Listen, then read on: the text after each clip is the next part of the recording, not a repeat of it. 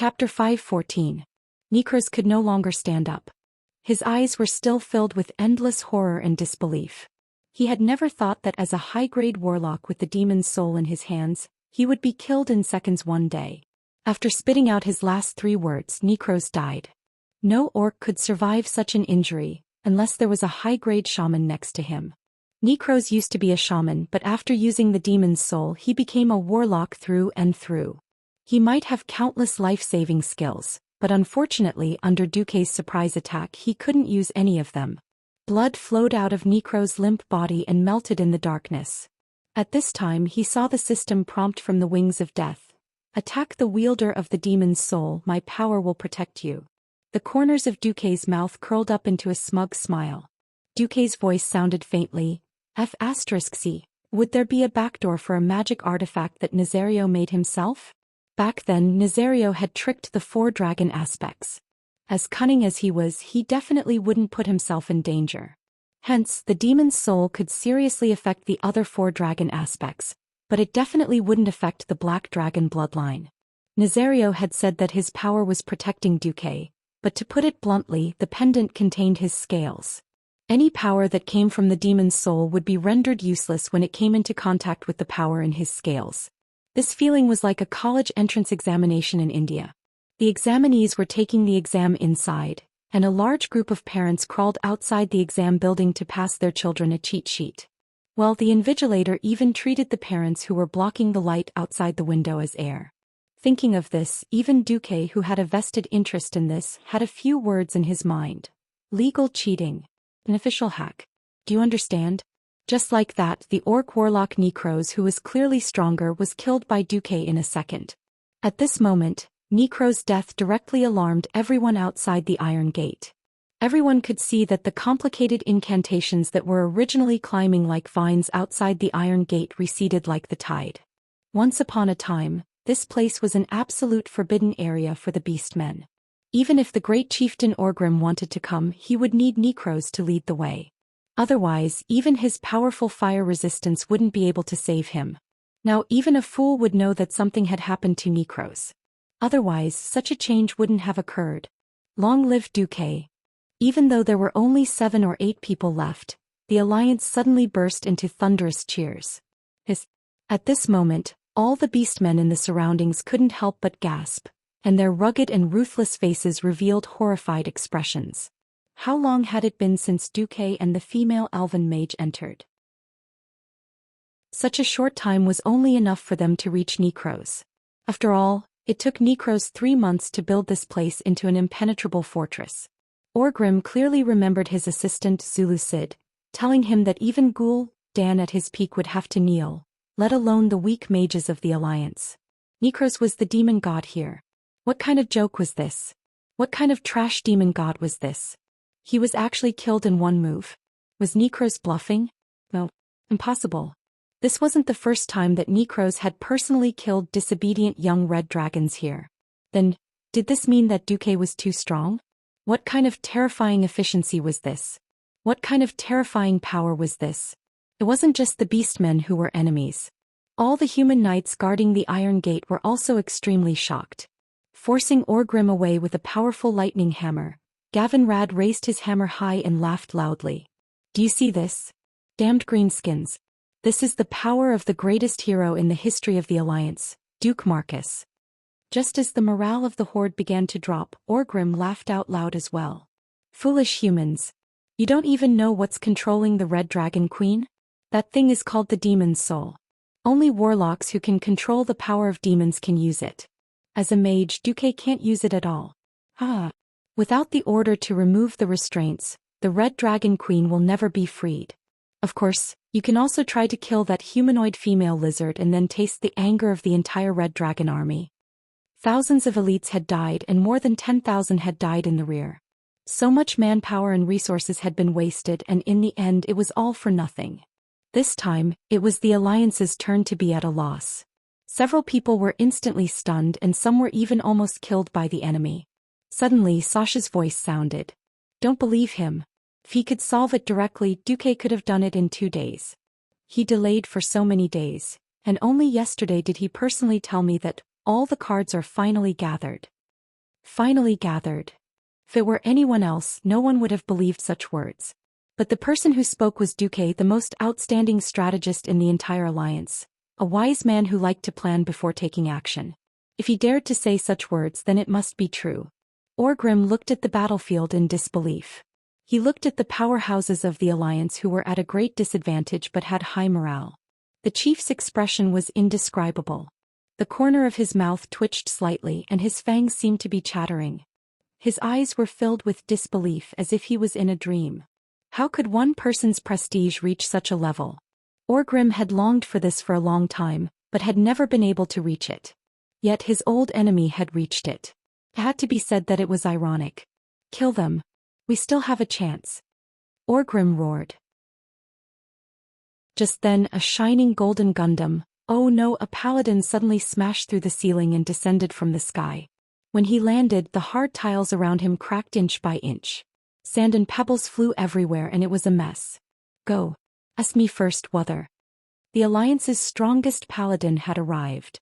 On the other side, Duque quickly ran over and searched Necro's corpse. It didn't take him much effort to find a platinum-colored disc hanging from the Beastman Warlock's waist. System notification. You have found the god-tier magic device Demon's Soul. Almost as soon as Duque's finger touched Demon's Soul, the image around him suddenly became clear. It was as if an invisible hand had lifted the black cover covering the entire room, revealing the situation inside the huge cave. This was a huge cave that could fit at least 2 Boeing 777 airliners. Duque didn't expect the Red Dragon Queen Alexstrasza to be less than 30 feet away from him. Chapter 5:15. This wasn't the first time Duque and the Red Dragon Queen had met. They had met once before after the Battle of Karazhan. At that time, Duque was completely focused on the death of Medivh and didn't have the time to carefully examine this legendary dragon queen who had existed throughout almost all of Azeroth's history. Even though Duque had seen Alexstrasza in the game, his impression of the queen's human form was still very vague. Duque suddenly found that he couldn't take it anymore. The person in front of him was so sexy that it was against the rules. In his field of view, Alexstrasza was chained to the ground by a small iron chain. Her feet were facing Duque and her body was facing inward. From this angle, the first thing he saw was a pair of long legs that were different from the slender and long legs of the elves. They were full of strength and beauty. They were the same long legs that gave people the feeling that they wouldn't break no matter how much they played with them. Further in, because of the angle of view and the fact that the queen was only wearing a pantsuit, the view was dominated by her perky buttocks. The smooth and large curve formed a perfect arc. It was snow-white and full, and at first glance, one could feel that it was full of firm elasticity. The queen's right hand was on the ground and her left hand was behind her waist. She was half-bent, inadvertently forming a standard S shape. From this angle, as the line of sight moved, one could immediately see the eye-catching and proud peaks on the buttocks. The towering peaks were like climbing a towering mountain, and then immediately had to look up at an even higher peak. The firm and proud peaks, matched with the red and gold-rimmed breastplate, looked even more sexy and charming, like a red lotus in full bloom. Looking at it again, it was an angry oval face full of a strong exotic style. It was clearly a standard female elf face template, but the noble aura that was still revealed even under torture and defilement made it even more indescribably sexy. However, in her proud figure there were a few criminal accessories. On her jade-like feet, there was a shiny black iron shackle around her ankles, and there was an evil metal collar around her slender neck. A long iron chain hung down from her neck, passing between her breasts and reaching the ground. This was basically hinting to Duque that if he really wanted to do something to the queen, Alexstrasza would definitely be unable to resist. Is this the so-called queen's temptation? How could I, Duque, be such a shameless person? What locked room play? What bondage training play? I won't do something so shameless. I am the righteous and reliable Langjun, the Duque with the highest moral integrity in the world. Facing the queen who was looking back at him, Duque revealed a lecherous smile. If there were no mistakes, the moral integrity inherited from Medivh would be added to his body in 21 seconds. Hypocrisy would activate.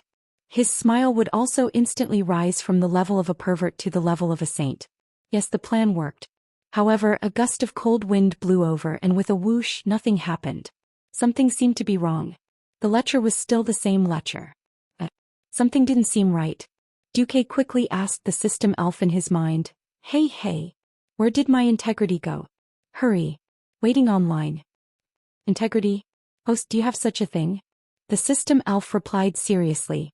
If its voice wasn't so rigid, perhaps it wouldn't have such a fatal effect. But it was precisely this sort of tone that seemed to be speaking nonsense in a serious manner that caused Duke's chest to feel as if it was split open by something. Moral integrity was like a ball. Throw it out, pick it back up. Throw it out, pick it back up. Throw it out. Wait, do I have such a thing as integrity? Damn it. This joke isn't funny at all. Duque angrily flipped the table in his mind. I'm talking about human nature. The human nature that Mediv gave me. The system elf immediately came to a realization. That. It's long gone. You've been cursed for 15 days and you're losing your humanity, integrity, every day. In addition, you've just used the soul-corroding power of the wings of death. The humanity, integrity, that you inherited from Mediv has been completely lost. Right now, your soul power is 100 and your humanity happens to be 100%. In the mind world, Duque vomited 300 liters of blood. Alright, life is like a drama.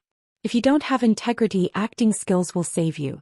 Watch how I, the best actor, Duque, reverse the situation. Duque's face almost changed as he put away the frivolous smile on his lips. When he focused his attention on the pair of inhuman red horns on Alexstras's head, he kept saying to himself, She's not human. She's not human. Her horns are so cute. What am I thinking? However, just as Duque was about to say something, the Red Dragon Queen spoke first. Her voice revealed a clear sense of grievance and it sounded like she was scolding, Duque, why are you only here now? The slightly magnetic voice had the typical style of a queen, but it also sounded like a lover coquettishly saying, Damn you, why are you only here now? Duque swallowed his saliva and then instinctively felt that something was wrong. Suddenly, the voice of Deathwing sounded in Duque's ears. What are you hesitating for? Recite the spell I taught you and liberate Her Majesty the Red Dragon Queen. At the same time, a sentence emerged in Duque's mind. It was not Nesario's voice but Duque's own voice. What are you thinking about? Recite the spell so that Alexstrasza will become your slave forever. You can have the most beautiful queen in the world and control eternal life. You can also command the entire Red Dragon army, sweep the world and be crowned king. The Red Dragon Queen in front of him had a coquettish expression on her face. She was more charming than all the female protagonists in all the romance movies that Duque had watched on his computer before he transmigrated. Alexstrasza did not know what happened to Duque at first. She was overjoyed when she saw that Necros, who should have died 1,000,000 times, was killed by Duque in one move. Oh Titan. You're the one who saved me. Thank you. Hurry up and untie me. I don't want to stay in this damn place for one more second. Duque was unexpectedly silent, revealing a perverted look. But the queen did not care. Quick. My compatriots and I are absolutely happy to roast every living orc in the world with our dragon breath. Do you want any more rewards? Don't worry, I've saved so many treasures from ancient times until today that you can't even imagine them. Alright, since you saved me, I can share some with you, Alexstrasza said with a pained expression. Something unexpected happened again. Like a pervert, Duque pounced on her directly. Then, just as his hands were about to touch the queen's pair of giant cats, he suddenly pulled out Demon's soul with his right hand and took out a strange accessory with his left hand, wanting to smash it on Demon's soul. At the same moment, a cold male figure suddenly appeared behind Duque. Chapter 5:16. Cunning brat, do you think you can fool me? Accompanied by the casual and contemptuous words, this ghost-like black-haired man waved his hand lightly and Duque died. It was not that Duque did not try to resist. Unfortunately, the light of his resistance was so dim, as laughable as a firefly trying to compete with the sun. Ice barrier was activated at the very end. He was just an inch away from turning Duque into ashes with the black flames he had casually waved out. However, the powerful defense constructed by the ice element still protected Duque for more than a second. Just like in the future, the invincibility of a paladin and the ice barrier of a mage could be dispelled. In the face of a higher and more condensed power, the so-called absolute defense was just a joke. How could a mere morning star mage like Duque be able to resist the power of the Deathwing Nisario, who was at the peak of power in the world of Azeroth? Duque was dead. He was killed in an instant without any suspense. Right in front of Alexstrasza. The poor Red Dragon Queen had just thought that she could regain her freedom. She did not expect to see the dawn of hope, only to find that it was just a prelude to a darker nightmare. Alexstrasza was furious. She was really angry. With incomparable grief and indignation, and with the grievances she had suffered for months, she roared angrily at Nisario. However, it was of no use. Necro's death only meant that the demon's soul had temporarily lost its master. This did not mean that the shackles on her had been lifted. She could only look up at the high and mighty Nisario pitifully and desperately, like a weak woman who could be ravaged 10,000 times at any time. Nisario, no, he should now be called Deathwing, appeared in human form. His entire face was still shrouded in a gloomy black fog. The only thing that could be seen was his pair of eyes that were full of contempt.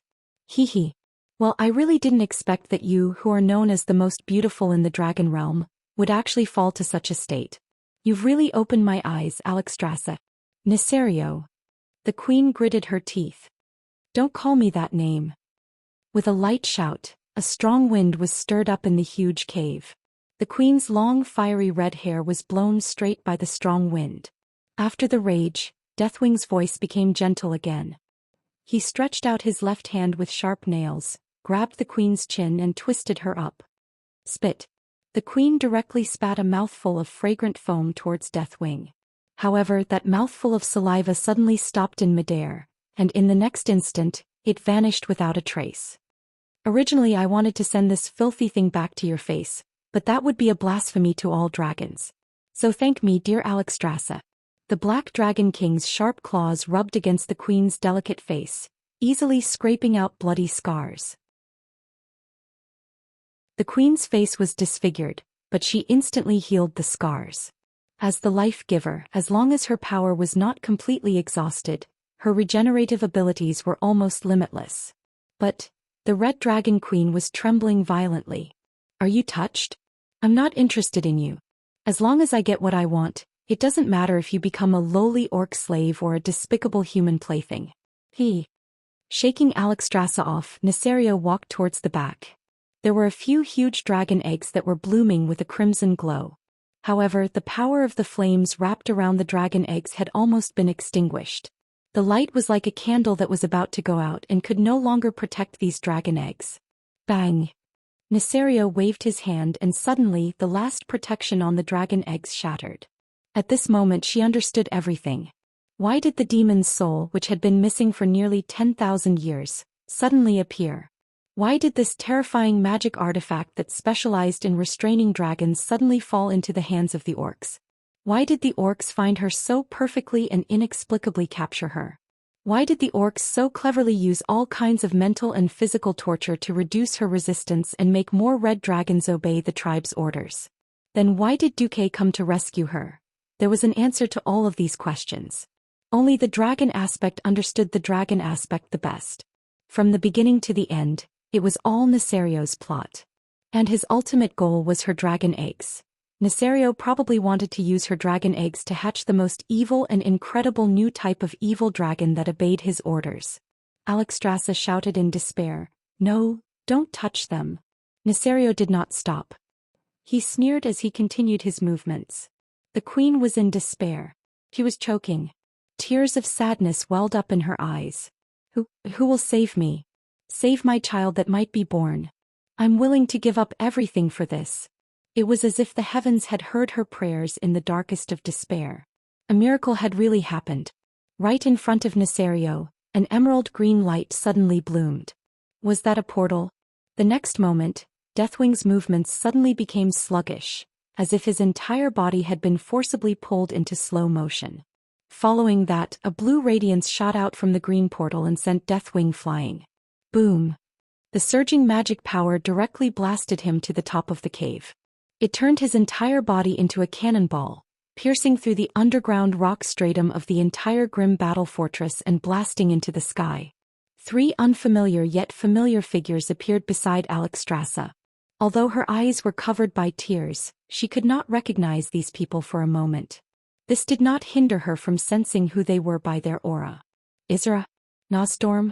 Maligos? Isra smiled and nodded, then sighed. Sorry, we can't touch that thing either. It's more important to deal with Nesario now. That's right, the dragon aspect had shot themselves in the foot. Back then there were not many intelligent life forms on planet Azeroth other than the dragon race. Therefore, after they realized that they could not destroy the demon's soul, they set up a spell that no dragon or dragon descendant could use. Now they could only watch helplessly as the thing was placed in front of them, but the 3 dragon aspects could not do anything about it. They could not even save their companions. This was definitely ironic. After saying that, the 3 human-like fellows nodded at the same time and disappeared in an instant. In the next second, the terrifying roars of 4 dragon aspects rang out in the sky. A 3v1 dragon aspect battle had begun. Chapter 5:17. The pitiful Red Dragon Queen could only wait for the next person who was qualified to use Demon's Soul to judge her fate. Silence. Dead silence. The Queen's chest rose and fell with rapid breathing. As expected, did I still have too much hope? Alright, I shouldn't have asked too much of Duque. Who's next? No matter who it is, as long as they can truly free me, I swear I'll treat them well. Abandon the high and mighty dignity of the dragon race. Treat them well. Alexstrasza's mind was in a mess. Her fate was in someone else's hands. It didn't feel good to be hovering between hope and despair, heaven and hell. But she had to wait. She didn't expect to see Marion Firewing, a high-ranking elven magician. Marion walked in as cleanly and elegantly as if she was taking a stroll in her own garden. I am the Red Dragon Queen Alexstrasza. Quick. Release me, save me. Like a drowning person who couldn't swim, the Queen instinctively asked for help when she saw the emblem of the Alliance and the Silver Moon Council on Marion's chest. For thousands of years, the Red Dragon Army had a good relationship with the Silver Moon Council. At this moment, Marion smiled. It was a proud smile with an unbridled feeling that was infinitely close to madness. The female elf who was smiling like a flower gave the Queen a terrible, ominous feeling. Save you? Who said I'm going to save you? Marion asked with an extremely cold smile, pushing the Queen's heart into a bottomless abyss again. She had already fallen into the 18th level of hell. Who would have thought that there was another one at the bottom? 36 levels of hell? Are you afraid? The Red Dragon Queen's voluptuous body trembled. In the eyes of men, this might be an original sin of temptation. Unfortunately, in the eyes of the same sex, this was a sin. In Marion's eyes, there was clear jealousy. Dragons are so good. Eternal life in the true sense. Eternal beauty. Eternal youth. Back then, the eternal life of my night elf compatriots was also bestowed by you, wasn't it? Your Majesty, the giver of life. She seemed to be murmuring to herself, but it made the Queen's heart colder. Who are you? Who are you loyal to? Whoosh, it really is Demon's Soul. Marion walked to the place where Duque had died and picked up the platinum disc. Remember your new master's name. Mother Dragon. My name is Marion Firewing. Ha. Alexstrasza's beautiful face was flushed with anger, but before she had time to feel sad, she began to feel the soul torture from the demon's soul. The pain of having his heart pierced by countless needles was something he was unable to adapt to. You're a warlock? You're one of Nesario's men.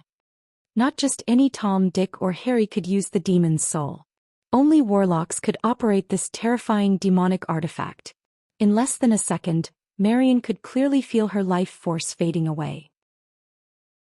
With a wave of her hand, a mirror, made of ice, appeared beside her. Marion could clearly see the wrinkles that appeared on her face. Anger flashed across her face and she immediately laughed. That orc warlock is really an idiot. He actually put his own life force into it. If he knew that you created the world tree. The Queen's expression was terrible. The high elves were not outsiders like the orcs. They were not so easy to fool.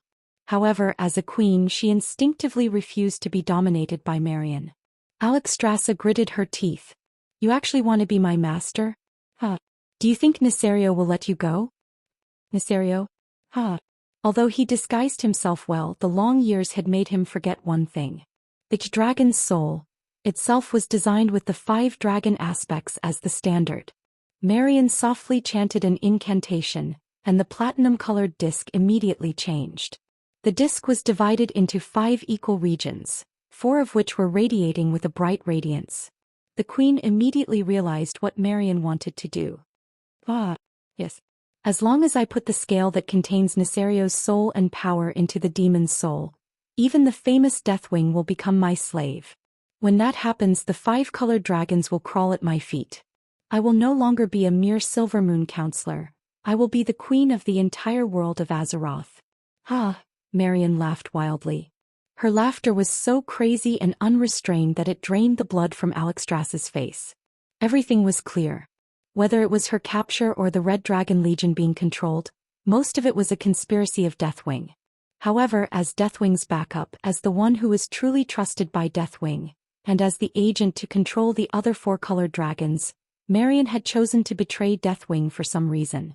In any case, the artifact Dragon's Soul, which the dragon aspects had created to repel the Burning Legion, had really shot themselves in the foot this time. The queen was not optimistic about Marion controlling Nesario through the demon's soul, because it depended on how much of Nesario's soul she got. If it was less than 10%, the evil Black Dragon King would probably kill Marion even if it meant the soul backlash. Once 1/3 of the soul was injected like the 4 dragon aspects, control would be inevitable. And it would involve the entire race. At this moment, Marion was suddenly attacked without a sound. Break, break, break, break. 4 emerald green arrows suddenly appeared in the air less than a palm away from Marion. Unfortunately, that was the end. The arrowheads were stuck in the air by some mysterious force, unable to move an inch. It was only then that an oval magic shield wrapped around Marion appeared in everyone's field of vision.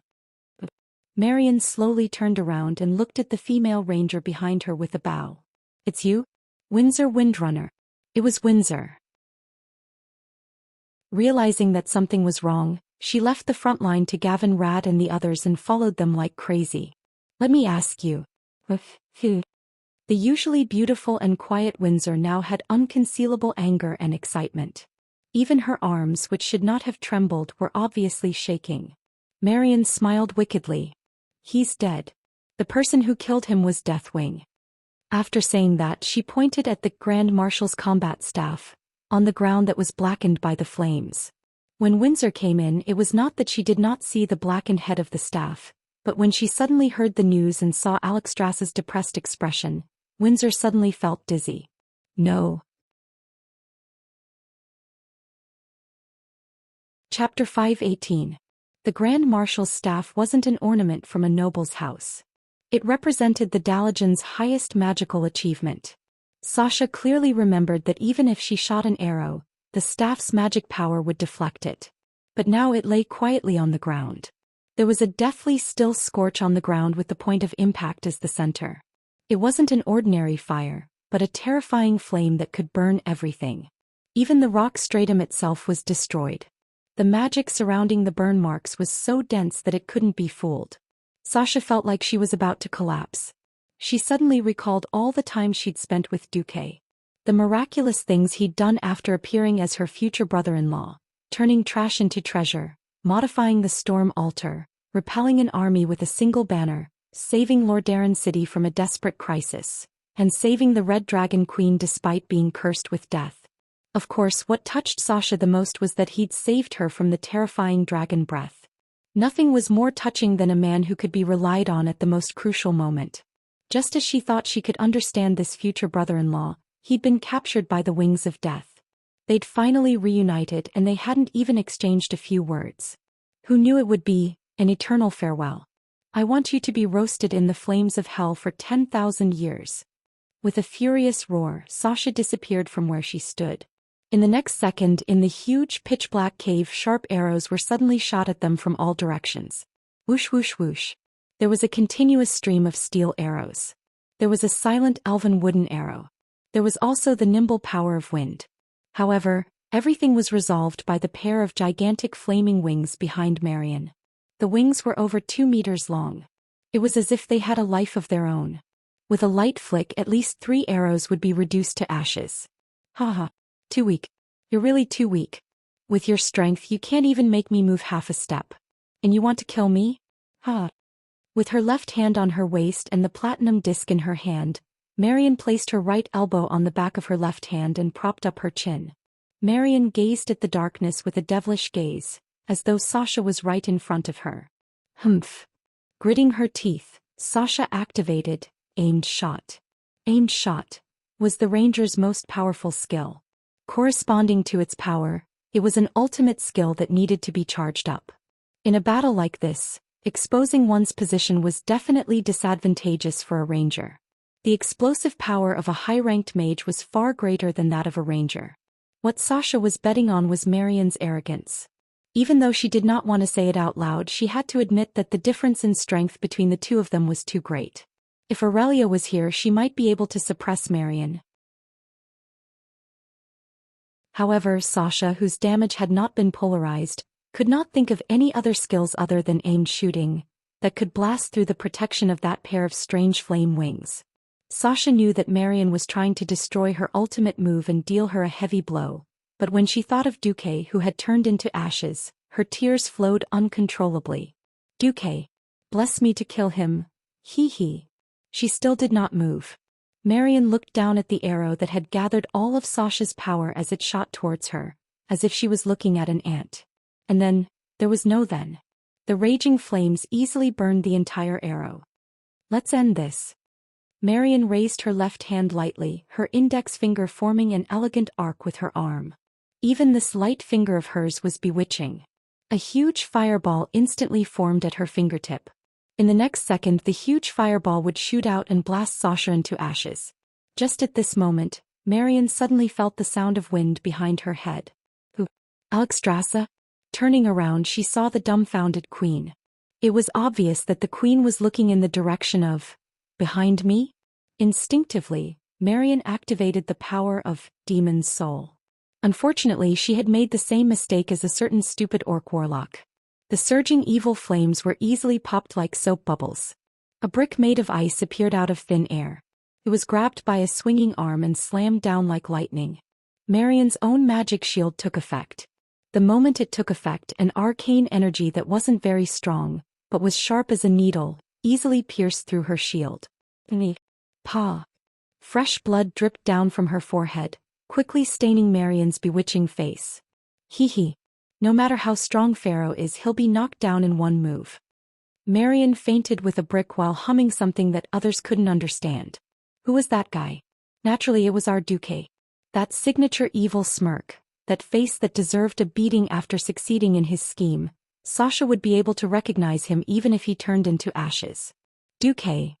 The first voice was the queen's and the second was naturally Sasha's. Yes. Duque replied to Sasha with a smile as he dealt with Marion. It's not auspicious to kill a sister.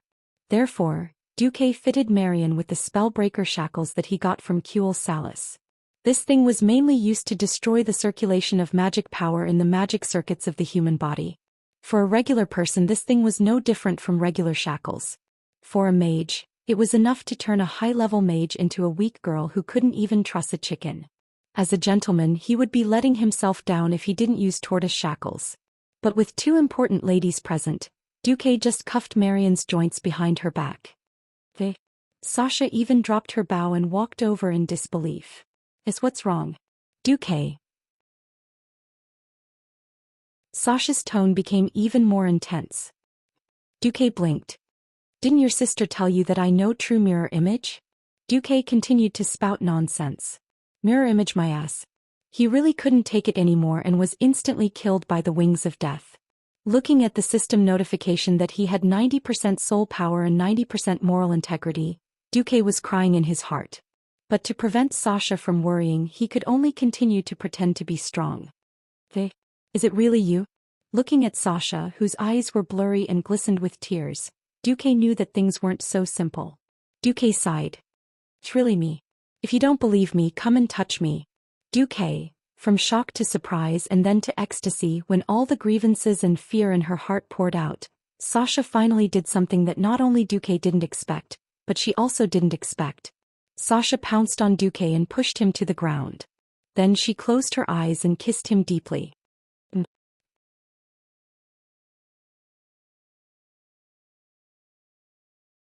Chapter 519. There was something in this world called taboo. As an old fool on Mount Akina, it was Duque's dream to have the legendary sisters. But on the other hand, as a young man of the new era, Duque had told himself countless times to just wash up and sleep. At first, Duque didn't have any special feelings for Sasha. At most he felt that the three Windrunner sisters were very pretty. Life was always full of surprises. Saving someone had accidentally opened up Sasha's heart. There were some things that happened naturally, like water flowing into a canal. Being kissed by a beauty that he liked was a blissful thing. Now that he had lost his moral integrity, he couldn't count on Duque to become a saint. Duque's eyes widened. He was stunned for less than half a second before he shamefully obeyed. The boss of the Jiangnan tannery ran away with his sister-in-law.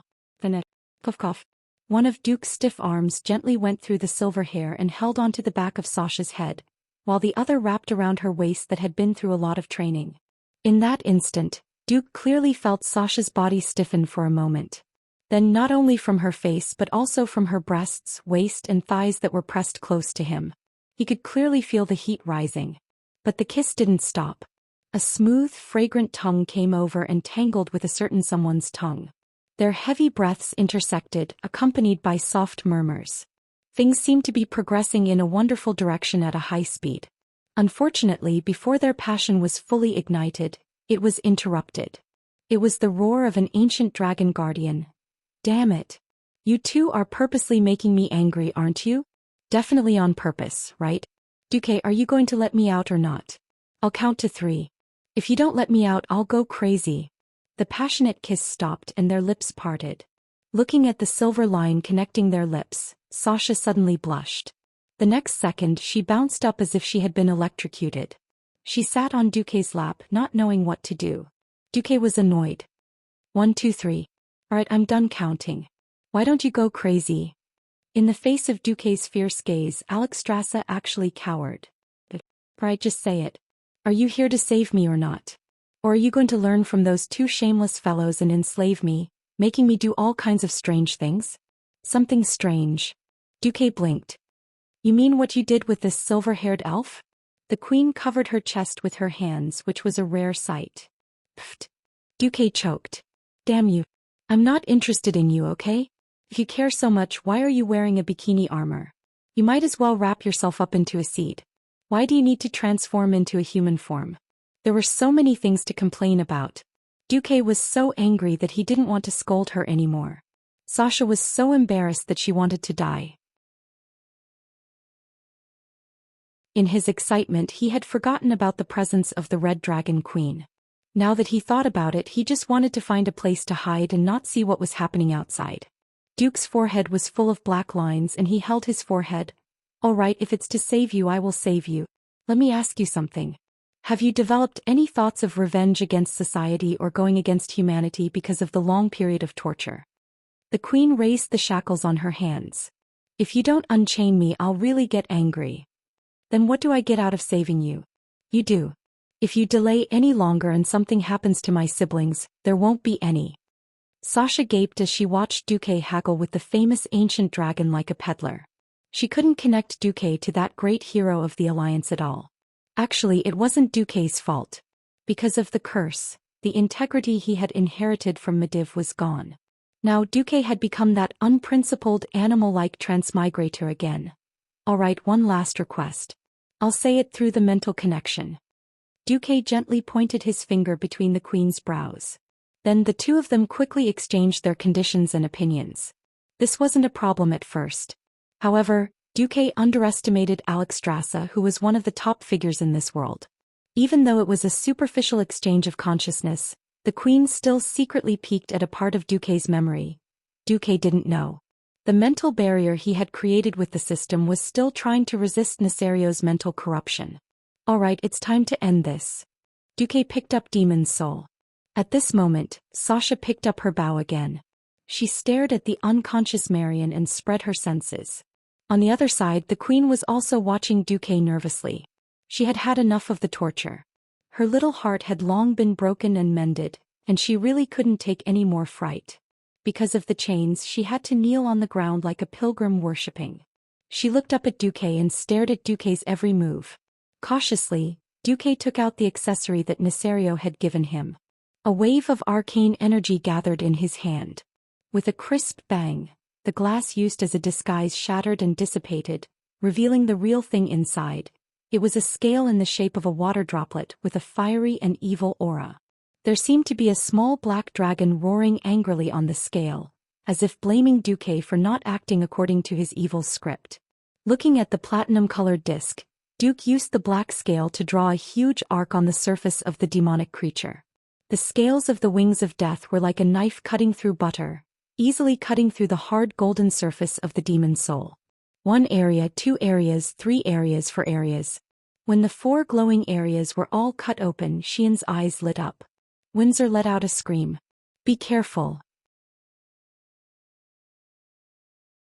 She pulled Duque away in time, only to see that demon's soul was already floating in the air, and the long arc-shaped incision began to violently spew out a strong light with 4 colors: green representing the emerald dream, red representing the life-giver, bronze representing the controller of time, and blue representing the supreme power of magic.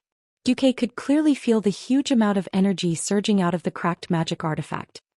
He knew that he had to act quickly, or the energy would dissipate forever and be lost in the wind of grim battle fortress. Ladukasai. He chanted the incantation from the Red Dragon Queen. He used almost all the computing power of the system to constantly adjust the spell. He was fully focused.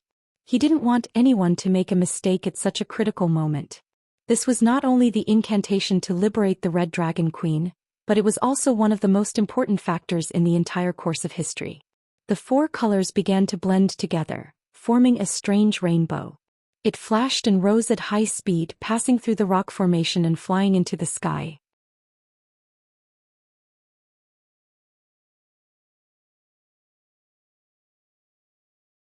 Chapter 520. The bloody battle in front of the huge iron gate had reached its most brutal state. Roars, curses, and the sounds of heavy weapons clashing were the strongest sounds on the battlefield. Due to the aftermath of the intense battle, many of the torches' bases had been destroyed.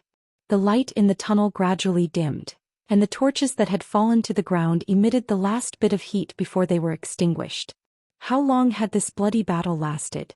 How many of these savage greenskin monsters were there? Where did they come from? What kind of strength did they have? Would Duque, who had entered the Iron Gate, succeed? If they succeeded, how many of the people guarding here would be able to survive? Everything had already become a blur, as the people guarding the Iron Gate were already mentally numb. They instinctively waved the weapons in their hands, inhaling more of the bloody air with every breath they took. With every exhale, they let out the loudest roars they could muster. The chaotic wind in the tunnel blew at Uther's ear-length hair, and his brown hair swept across his cheeks. Unlike the other warriors whose eyes were bloodshot from the fierce battle, his most devout faith made him far more tranquil than the others.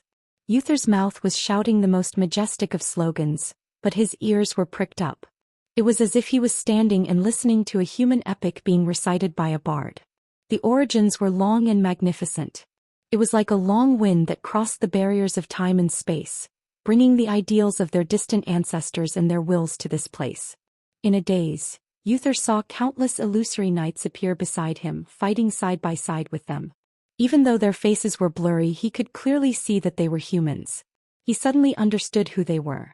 Ancestors, kings, and all the heroic spirits who had fought for humanity. The Morning Star wizard behind Uther, Ronan, was unexpectedly powerful. With the support of an almost limitless amount of magic crystals, his violent arcane magic poured out in torrents in the entire tunnel. Any orc below the level of a chief would be instantly killed if they were hit by his magic. It was a pity that there were just too many orcs. For some reason, Uther thought of 2,800 years ago when humans had just obtained magic power. A man raised his sword in front of the knights and said, "I swear on this sword that humans will bear the grace of the high elves and establish an eternal covenant. We will wipe out all evil creatures and give civilization and hope to the truly intelligent races. My people, my children, my grandchildren will pass on my oath until the end of the world. More than 2,800 years ago, the flag of the Arather Empire was raised on the battlefield of the Earthy Highlands, reflecting the dawn of that day. Humans and high elves joined forces to fight against the green trolls. 2,800 years later, it was as if 3,000 years of history had overlapped. Humans and elves joined hands once again, but this time, their enemies had changed from the green-skinned trolls to the green-skinned orcs. 2,800 years ago we had Thoradin the Great. Now where is our new Thoradin the Great?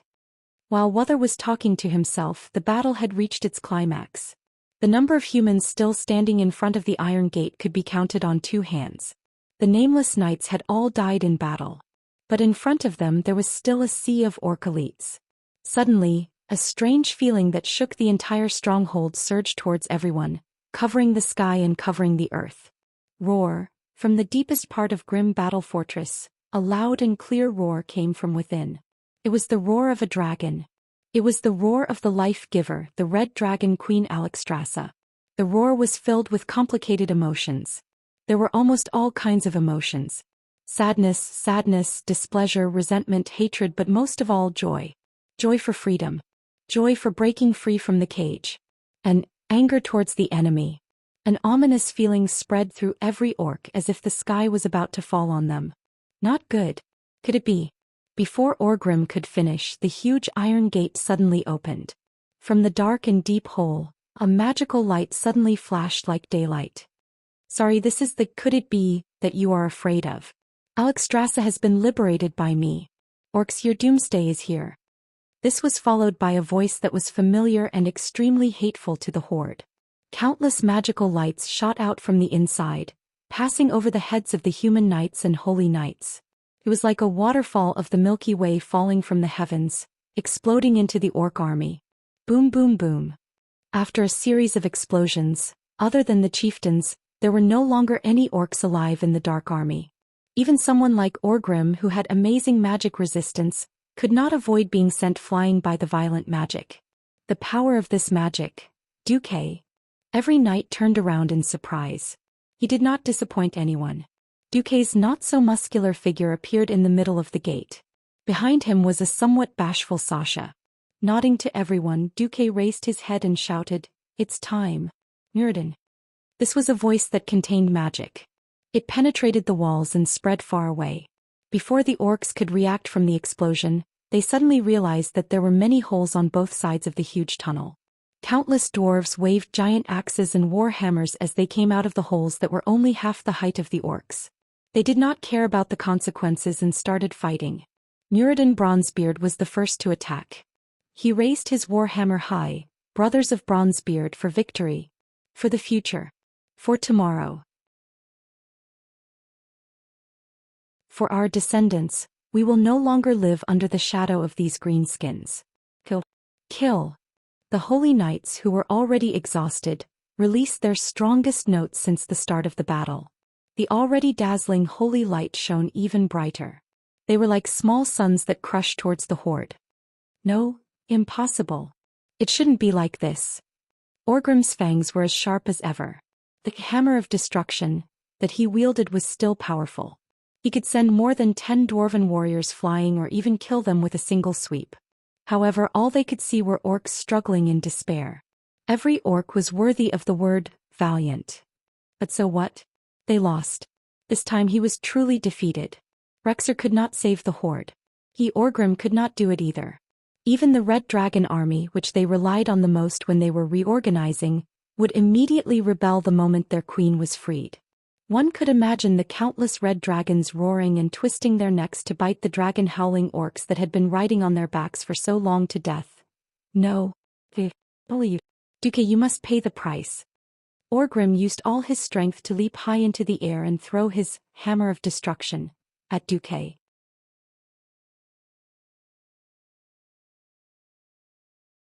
Chapter 521. Oh no. Dodge. Don't dodge. At this moment, 2 completely different factions appeared among the Holy Knights. Those who were close to Duque all prioritized Duque's safety. No one thought that a mage should fight a warrior head-on. However, Uther shouted that he couldn't dodge. Why?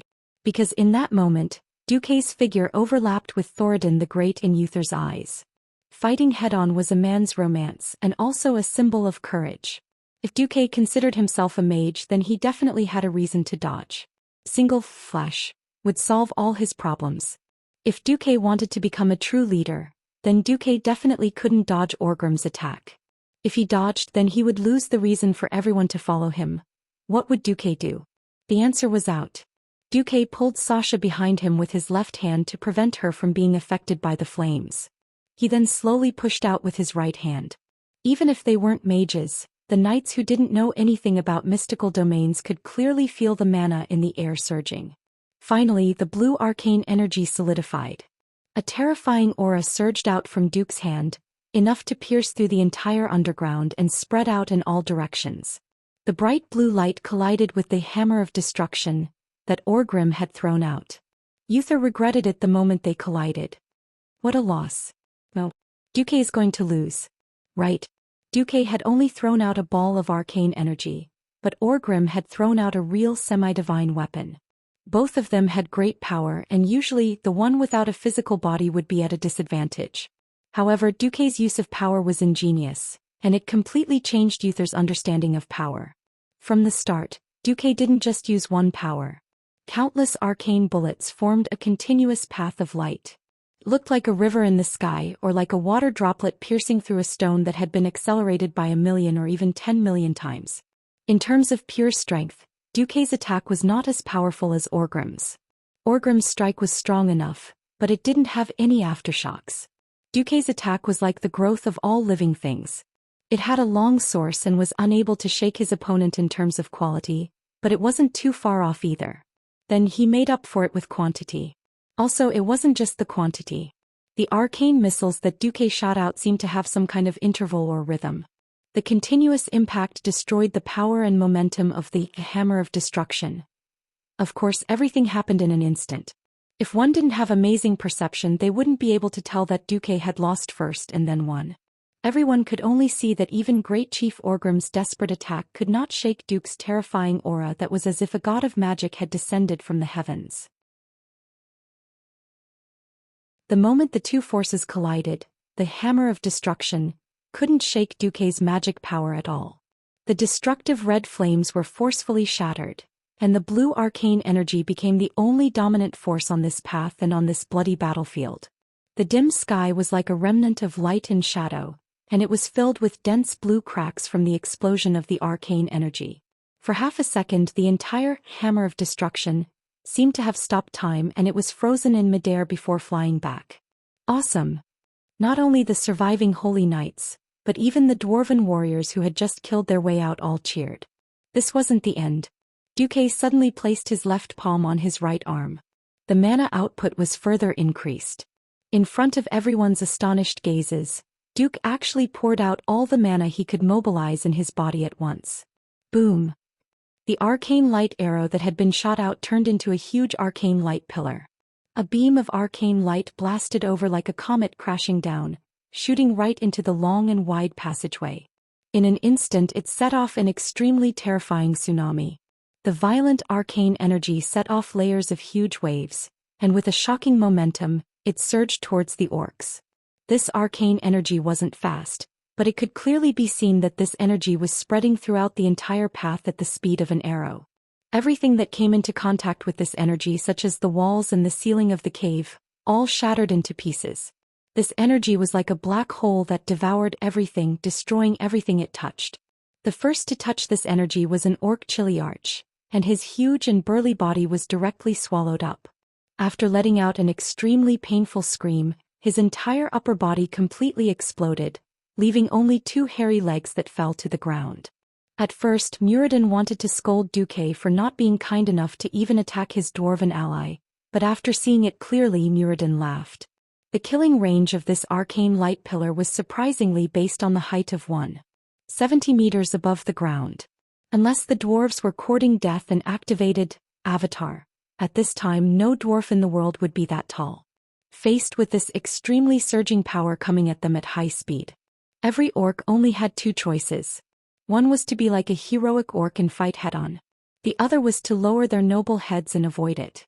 The choice that Orgrim wanted Duque to make was copied and pasted by Duque and sent back to him. Orgrim hesitated. It was another choice between life and death. He could indeed tell himself, I am the great chief, I should save my life, lower my head a little and reorganize the orcs. As an invader we will be successful even if we keep the rule of a continent. But if he did this, would he still be considered a brave orc? Would those heroic tribal warriors still treat him as the pride of their tribe? No. Orcs could accept defeat. Orcs could die in battle, but orcs would never allow cowardice. Hammer of destruction, had long been sent flying to who knew where. Just like that, Orgrim strode forward and with a straight punch he blasted out what might be the last attack of his life. At this moment time seemed to freeze. Two burly figures suddenly appeared in front of Orgrim, blocking his path. In less than a tenth of a second, the first figure was suddenly hit by the arcane energy. Orgrim could clearly see that the orc's body instantly crumbled into pieces. And the second figure, which was much larger than the orc, was blasted away by Duque's power, crashing into the cave wall beside Orgrim and deeply embedded into it. At this moment the weakened arcane energy finally landed on Orgrim.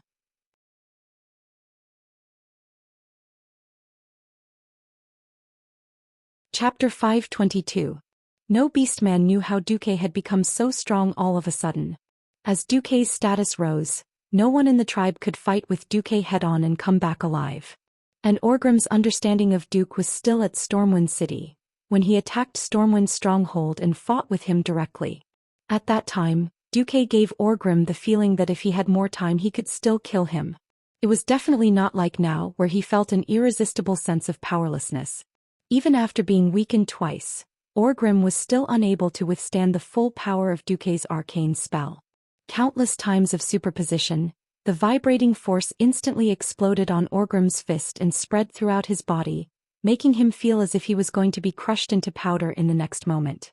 Although the battle-hardened Orgrim instinctively knew that he would not die from this attack and would at most be seriously injured, the feeling of not being able to take down a beansprout-like opponent like Duque made Orgrim feel like a hero at the end of his road. In that instant he recognized that the one who stood in front for him was the Black Scar tribe's chief, Kastrak.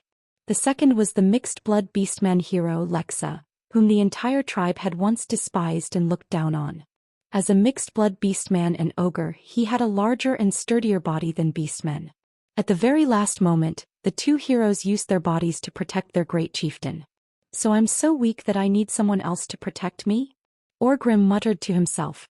This feeling was so desolate. Then the excruciating pain that made the chief hover between life and death spread through him and his vision went black. Chief? All the beastmen and chiefs exclaimed in shock. What was a leader? A leader was the backbone of a group, the soul and backbone of a group.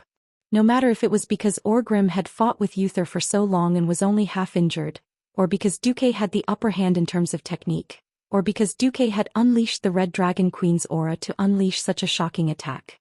In the eyes of both the Alliance and the Horde, it was Duque who killed Orgrim in one hit. Regardless of whether it was true or not, he would roar at it first. Orgrim is dead. The Alliance will win. Kill. Compared to the tribes whose morale first fell to the bottom and then fell into the abyss, the Alliance's side was like an aphrodisiac first and then on steroids. This was especially so for those unscientific paladins. In their peak condition, their radiance was even brighter than before. These guys actually broke through on the battlefield. He had broken through his own shackles. He had broken through the limits of his spirit and body. In terms of numbers and quality, the Horde still had the absolute advantage. However, in all directions, in the sky and on the ground, the Horde was being slaughtered by the Alliance like they were vegetables. And at this crucial moment, Orgrim lost consciousness. A snake could not do without its head. Because the chief was unconscious, Zulu Hid, who happened to be the vice commander, rode his dragon into the sky. The vice chief of the Blackrock tribe, Sabek, was at the front lines. The weakness of the lack of a unified command was magnified. Kargath Bladefist, who was more bloodthirsty and cruel, ordered them to fight it out with the Alliance. Kilrog Deadeye, who was more rational and resourceful, ordered a retreat. The two completely different orders created the greatest amount of chaos among the beastmen. If Orgrim and the others could break through the defensive line in front of the Iron Gate, then everything would be different. If Orgrim had not impulsively thrown out the hammer of destruction, perhaps the battle would still be in a stalemate. Unfortunately, there were no ifs. Long live Duke Marcus! They shouted. In every passageway, every pass, every gate, there were the silhouettes of the Alliance's warriors chasing after the horde. Duque did not participate in this pursuit. Even though a Morning Star mage could continuously recover his mana, he was really exhausted. Ever since he had been ambushed by Ghoul, Dan and activated the curse, he had not been able to sleep well for a single day. The shadow of death had always been lingering around his soul. It was only when Alexstrasza, who had recovered her strength, instantly removed the curse and stopped the rapid loss of his life force, that he could finally take a breather. It was not easy for him to make a huge comeback and take the greatest credit. The small credit should be given to the people below him. He could not just eat the meat while his brothers below him did not even get to drink the soup. After confirming the Alliance's victory, Duque's legs suddenly turned to jelly. Beside him, Sasha hurriedly supported Duque. Duque? Are you all right? I'm fine. I'm just a little exhausted after a full-powered attack. Completely subconsciously, Sasha let Duque's entire body lean against her without a care in the world. The approaching masculine aura caused Sasha to be a little confused, but her heart was filled with pride. The world in front of her seemed to be a little blurry. The scenes described in the legends and reality intertwined. At this moment, it was as if she had returned to 2,800 years ago, when the humans and the High Elves worked together to expel the trolls in a dreamlike war. That was a war between the two races against the fate of death. Back then they had won everything. 2,800 years later, the new generation of elves and human heroes had once again returned to this battlefield, fighting for the sacred oath that had once again shone with glory. And today the one leading all of this was the man leaning against her. A man who seemed weak but created miracles time and time again. A man who had protected her and saved her life. Sasha raised the longbow in her hands and shouted with all her might, "Long live Duque!" Unlike the relationship between Aurelia and Duque, Sasha did not have the entanglement of fate that the two of them had. If one had to use an adjective to describe her relationship with Duque, perhaps it could be summed up as fanatical worship. A natural fanatical feeling that had come from going through the trials of life and death.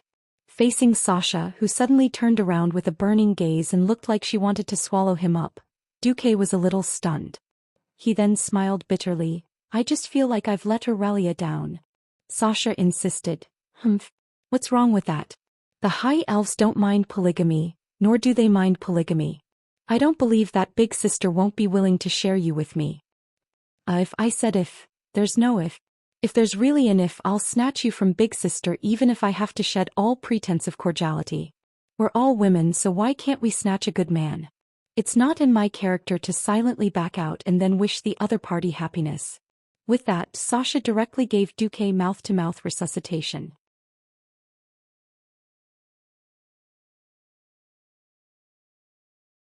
Chapter 523.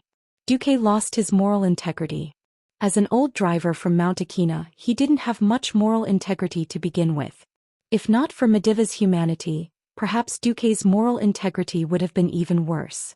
Of course, moral integrity was something that could be picked up after it was dropped. Gavin Rad returned after a short chase. When he and Ronan heard that Marion was actually Nesario's spy, their mouths were wide open. Marion is a spy? Ronan was the first to not believe it. He was rather innocent and didn't even dare to look at Marion's breasts, let alone find any traces of her. When did you find out? Gavin Rad touched the back of his head. Windsor wanted to know the answer to this question too. I noticed something was wrong from the very beginning. Duque suddenly sneered. Most of the people in the circle of high elven mages are arrogant and prideful. The Silver Moon Parliament used the reason that Kuel Salas made too many concessions to the humans during the Alliance back then, and tarnished Anastrian's reputation for 2,800 years. How could they suddenly show heartfelt respect for the newly established Rotterdam Alliance? Windsor was silent. It wasn't that Duque was wrong, but that Duque was right. The reason why the High Elves had the ancient name Quell Dorii was because of their unwillingness to be exiled, as well as their pride and self-satisfaction. Logically speaking, everyone knew that without the Alliance, Kuel Salis would be destroyed at any moment. Knowing it was one thing but accepting it emotionally was another. To be honest, Windsor knew very well that until now, not many of the High Elves regarded themselves as part of the alliance. Even though most of the people sent to participate in the war against the tribes this time were rangers who were considered to be of low status in the country. And the mages led by Marion were the only exception. Why would a powerful Radiant Moon mage, a Silver Moon Parliament member, deign to come and lick Duque's boots? Others couldn't figure it out. Only Duque himself knew that Marion might be one of Nesario's people. In the history of Azeroth that Duque was familiar with, there was no mention of Marion Firewing. Throughout history there were not many members of the Silver Moon Parliament. To Duque, the members of the Silver Moon Council were a group of passers-by who were considered powerful at this point in time. The problem was that a powerful Radiant Moon wizard had suddenly appeared in this group of passers-by and directly participated in the process of saving the Red Dragon Queen. Duque immediately raised his guard against Marion. If there were any variables that would affect the course of history, the biggest variable would naturally be Duque himself, followed by Marion. As a high and mighty Silver Moon counselor, it could be said that he had been cheated by his teammates in the Alliance's war. However, a senator who had been loitering in various salons for thousands of years, making a living out of art and music, and who prided herself on being extraordinary and noble, risked her life to follow a cursed and dying Alliance deputy commander to play an adventure of infiltrating the enemy's rear. If Duke still couldn't figure out which side she was on, then Duke must be out of his mind. Therefore, after Duque was killed by Deathwing, Duque refused to resurrect immediately. He was waiting for Marion to jump out herself. Sure enough, she came. In his calculations, Duque didn't expect Sasha to rush in. Fortunately, Marion, like Necros, was overly reliant on the power of Demon's soul, which was why she was knocked out with a brick. During the subsequent body search, Duque also accidentally found something, another piece of Nesario's scale. It also had the effect of brainwashing. After pondering for a while, Duque decided to promise Alexstrasza to hand over this bad elf who tried to control her and humiliate her again to the Red Dragon army. Hee. I promise I won't kill her, Her Majesty the Queen said. Marion, you're on your own. Duque couldn't imagine how the Red Dragon Queen, who had suffered so much, would vent her anger on Marion. Now, Duque had two scales with Deathwing's soul in his hands. Looking at the remaining 1/5 of the platinum disc that had lost its demonic aura, Duque smiled evilly. Duque, why do I feel like you're a little naughty? Sasha muttered. No, I'm suddenly thinking about how Ghoul Dan will die after activating my death curse. He'll die. This time everyone was shocked. One had to know that Ghoul Dan was a horde powerhouse who had fought 100 rounds with Antonidas to a draw. If not for his betrayal, the outcome of the Lordaeron battle might have been rewritten. Now Duque suddenly said that Ghoul Dan would die? Normal people can't do anything to Ghoul Dan. To be honest, even if two Breaking Dawn wizards of the Alliance worked together, they might not be able to kill him. Duque smiled mysteriously. Then how can Ghoul Dan die? Ronan asked. Duque couldn't stop laughing. Of course, mortals can't kill a demigod warlock like Ghoul Dan. But Ghoul Dan's mistake is that he shouldn't have courted death and opened Sardra's tomb himself. What? Sardra's tomb? When did the boss of the Burning Legion have a tomb? Ghoul Dan was currently on an island in the Broken Islands of the Endless Sea. The once beautiful temple was now just a ruined mound. However, the ruined appearance did not matter to him. He could feel a powerful pulse coming from the bottom of the temple. The powerful force tugged at him like an electric current, and he could feel that the whole building was shaking under its influence. Hurry up and go in, he shouted to his warlocks. We have to go in. In reality, he was considering whether to bring his subordinates in. He knew that Sardra's tomb was inside and there was the Eye of Sardra's inside. It had godlike power, but should he go alone or share this power with the rest of the Shadow Council? In the end he made up his mind. Since he didn't know what else was in this ancient temple, he felt that it was best to bring them along. If necessary, he could kill them when he found Sardra's eye. Entering the bottom of the temple, Ghoul Dan found an extremely powerful seal. It was a seal from Aegwynn, the previous world guardian. Aegwynn's seal targeted almost every intelligent creature in the world of Azeroth. except for the beastmen from Draenor. Gyujar easily broke the seal made by the previous guardian Aegwin. He pulled hard and the door of the tomb opened. In the next second, endless demons drowned Ghoul, Dan and his subordinates.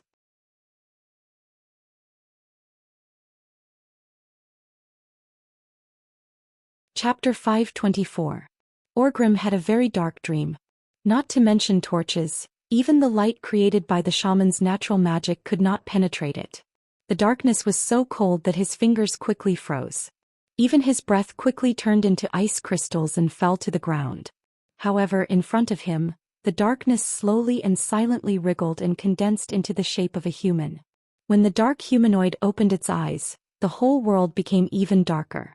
Looking at the pair of eyes that seemed calm and wise, but were actually fierce and lifelike, Orgrim cried out in shock. "You are Duque?" Duque smiled evilly. "Orgrim, you and your tribe will pay for the bloody massacre you caused when you invaded the world of Azeroth. I declare that you will be imprisoned for eternity." "Oh, we are not wrong. The ones who are wrong are the demons. They poisoned us. They tricked us into drinking that terrible blood." Ignoring Orgrim's protest, the entire world became even darker. Countless dark arms reached out from all directions, firmly suppressing Orgrim's resistance. While laughing eerily, they approached Orgrim and finally grabbed him, throwing him into an eternal prison made of divine power. "Huh. As long as I, Duque, exist, the tribe can forget about becoming the overlord of this world." "Ah." Duque's evil laughter echoed endlessly in Orgrim's mind. "Ah." Orgrim suddenly sat up and screamed, scaring the orcs around him. When he opened his eyes, Orgrim realized that he had just had a nightmare. "Great Chief, you're awake?" His face was clearly in a sorry state and even two of his fangs were broken, but Zulud had a bright smile on his face. "Zulud, I was made a fool of by a dragon cub that couldn't be raised properly. Don't worry, I'll slaughter him and make a stew for myself." At this time Orgrim realized that all the orcs around him looked like a defeated army. He was carried on a simple stretcher. He heard a loud crashing sound. If he was not wrong, he should be near a giant rock dam. Even though he had a bad feeling, Orgrim still asked, "How's the battle going?" Without hiding anything, Zulud replied, "Terrible." The moment that damn dragon queen regained her freedom, the Dragon Roar tribe's cavalry became snacks for the giant dragons. Then the giant dragons immediately gathered together and attacked the orcs gathered outside grim battle. Of the hundreds of thousands of orcs, not even half of the tribe survived. Everyone was knocked unconscious. Hearing this, Orgrim felt a sharp pain in his heart. "It's all over. It's all over. If it wasn't for the Red Dragon Legion, they would not have been able to." But now, even if the Red Dragon army really didn't like to get involved in mortal wars like the rumors said, the destruction of these troops in the wetlands was enough to cause the greatest adverse impact on the overall situation. Looking at the sky in the distance, there were a few giant dragons flying at high speed. It was obvious that they were in an intense battle. Once upon a time, when he received the report that the Black Dragon King might participate in the battle to liberate the Red Dragon Queen, Orgrim and Zuluhid cursed Deathwing for being a busybody. Although he didn't know what role Deathwing played in this incident, Orgrim suddenly hoped that Alexstrasza and her Crimson Dragon Legion would be the victor of this cruel aerial battle. At the same time, on top of Grim Battle Peak, Gavin Rad and the others were dumbfounded. After the battle with the Horde, not only did you, as the Alliance's Deputy Commander-in-Chief, not manage the overall situation, you actually had the nerve to come and watch the show. It was one thing to watch the show, but what was the meaning of taking out so many things? Even if you were a bystander, you should at least have a sense of propriety, right? Looking at what Duque took out from his inventory, everyone was dumbfounded. It was a round dining table with a white tablecloth. 4 gorgeous golden wine glasses were placed on the white tablecloth, and the glasses were filled with freshly opened bottles of red wine. The plates, which were as clean as new, were filled with all kinds of snacks. It was a pity that fresh fruits could not be stored in the inventory. Otherwise, this would have been a perfect picnic. "Brother, what are you playing at?" Duque warmly greeted everyone. He pulled out a stool and sat down. "Everyone, don't stand on ceremony. Sit, sit, sit. I've activated the Phantom Mist. Nesario can't see us." "Duque, this doesn't seem like a good idea. What's wrong with it?" "I'm already giving him face by not making cola popcorn." None of the natives of Azeroth knew what cola popcorn was. Seeing that Duque was acting cool, everyone sat down suspiciously.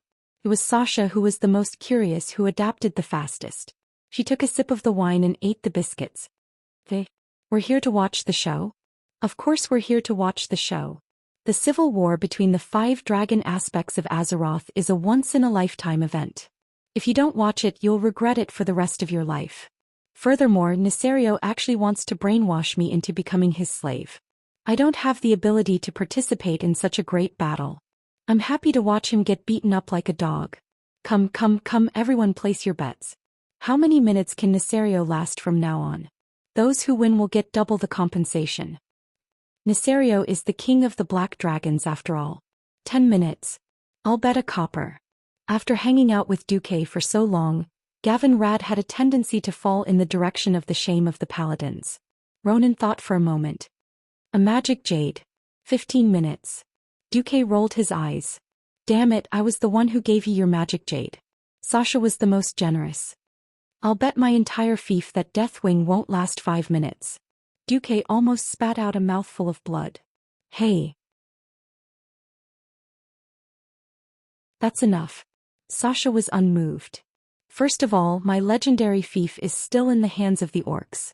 Second, if I really lose all my fief, then I'll live in Karazhan. Duque's facial muscles kept twitching. He really didn't know that Sasha had such a petulant side to her. If she won, the fief would be doubled, but if she lost, she would blame it on him. It seemed like this lady was going to win no matter what. At this moment, in the sky, the battle between the 5 dragons had entered a white-hot stage. In the beginning, Deathwing was suppressing the 3 giant dragons and beating them fiercely. How fierce was he? Just like Lu Bu. However, when Duque destroyed Demon's soul.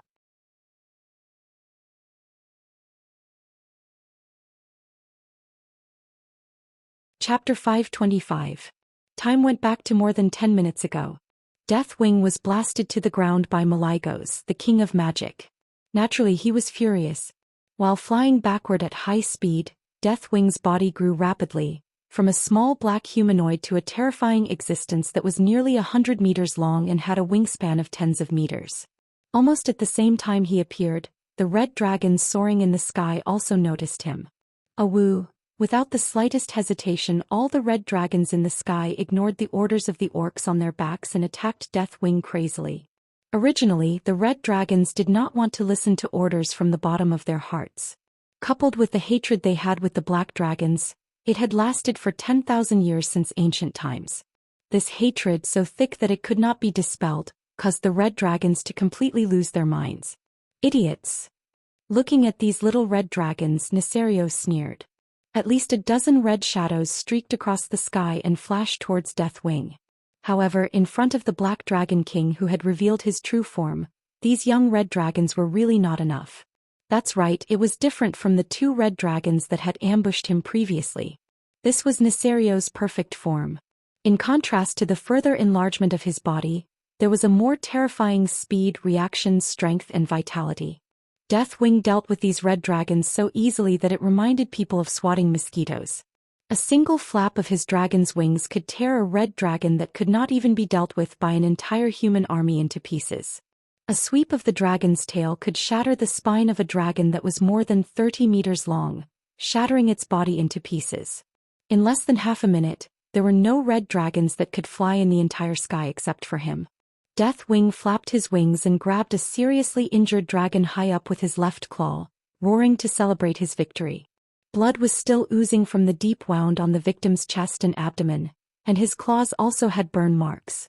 That was the price of touching the acid poison that flowed out of the fire patterns on the black dragon's body. None of the opponents the Wings of Death had encountered had been able to escape this. Are there any more idiots who want to die? Nesario shouted in dragon language. Along with the shout, Deathwing let out a deafening roar. He wanted to let all existences know that he was the supreme overlord, be it the sky or the earth. However, in response to him were several roars from the direction of the grim battle fortress. It turned out that there was more than one idiot who dared to come to die at this time. Deathwing soon discovered them. There were actually 3 idiots, and they were not just 3 ordinary idiots. The beautiful and elegant green, the gorgeous and dazzling blue, and the mysterious and strange earthy color. These three colors in his field of vision truly evoked Nesario's ancient memories. Only at this moment did Deathwing confirm that those fellows weren't simply sneakily attacking him through the Emerald Dream. They were truly participating in the battle. Isra, Nosdorm and my good friend Maligos. Nesario's dragon had a very human-like expression of mockery on his face. Your reckless actions must come to an end, brother. Isra, the Queen of Dreams, said calmly. Brother. I have never been your brother, Isra. Open your eyes and face reality. Now there is nothing that can stop me from creating this new era that belongs to our dragon race. The Supreme Dragon King, Deathwing? Isra said sarcastically. The Black Dragon King nodded shamelessly. Not bad. This honorable title is indeed worthy of my strength. However, Isra, to prevent your scales from getting hurt, you'd better go back to your dream and sleep. And you, Nosdorm? Aren't you busy playing with mud every day? You bunch of idiots, have you forgotten who is the real strongest here? To deal with the three of you, I can give you 2 claws. You're dead. As if reflecting his anger, Nosdorm twisted his body, and the huge dragon body made of sand shone with a golden brilliance. At the same time, his gem-like eyes also emitted a dazzling light. I've changed my mind, Nesario. I want you to become my collection in advance. Tisk. Deathwing spat out a corrosive breath disdainfully. What about you, Maligos? Don't you have anything to say to your old friend? Astakasta. A series of ancient dragon words sounded very elegant, but when translated it actually meant one thing. F*ck your whole family of females. As a bonus for the answer, the Blue Dragon King opened his huge mouth. A stream of ice shot out from the crisscrossed fangs, crossed the void of 1,000 meters and accurately brushed past Deathwing's body. No, it was not that Maligos was too accurate, but that Deathwing did not even bother to dodge. As soon as the ice particles came into contact with the terrifying black dragon's body, millions of small crab-like parasites immediately appeared. These insects desperately wanted to tear off the black scales and flesh. Deathwing snorted coldly, and acid sprayed out from the fiery red patterns on his body. As if covered in a mask, the dragon's entire body was wrapped in sticky black acid. Squeak, squeak, squeak. Countless miserable screams sounded, and almost all the magical creatures released by Maligos died in an instant, leaving only a few. The black dragon skillfully picked up one of the insects with his claws and swallowed it in one gulp. He smiled at the enemies in front of him, revealing a row of sharp teeth. Weak. Too weak. So weak that I'm ashamed to be associated with you. It's all because of your conspiracy back then, Isra said coldly. You can only blame yourselves for being too stupid to be deceived. Alright, since you're all as weak as insects, then you should end up like these insects. Nesario suddenly let out an earth-shattering roar and pounced on his opponent. The 3 dragon aspects used all their skills. Maligos' gorgeous magic that could destroy a human city was not dodged by Deathwing. If it were to pierce through a soap bubble, it would be easily broken.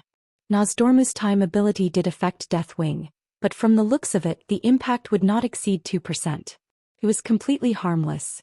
Isra's mental power attack was more effective, which also caused her to have to bear the most attacks. The battle was one-sided. The 3 dragon aspects used various physical and magical means to attack the Wing of Death, but Neltharion resolved all of them effortlessly. No matter how hard they attacked, the cruel fact would not change. Due to the fact that they had contributed a large part of their power to create the dragon soul, these dragon aspects were as weak as newborn babies compared to Deathwing.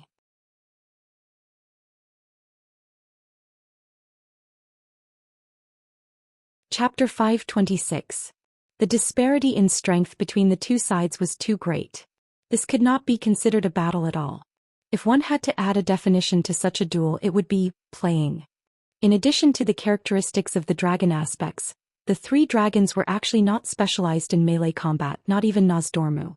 He was more inclined towards techniques and special abilities. In the end, the 3 dragon aspects, who were equally famous 10,000 years ago, were chased around like rabbits being chased by Deathwing.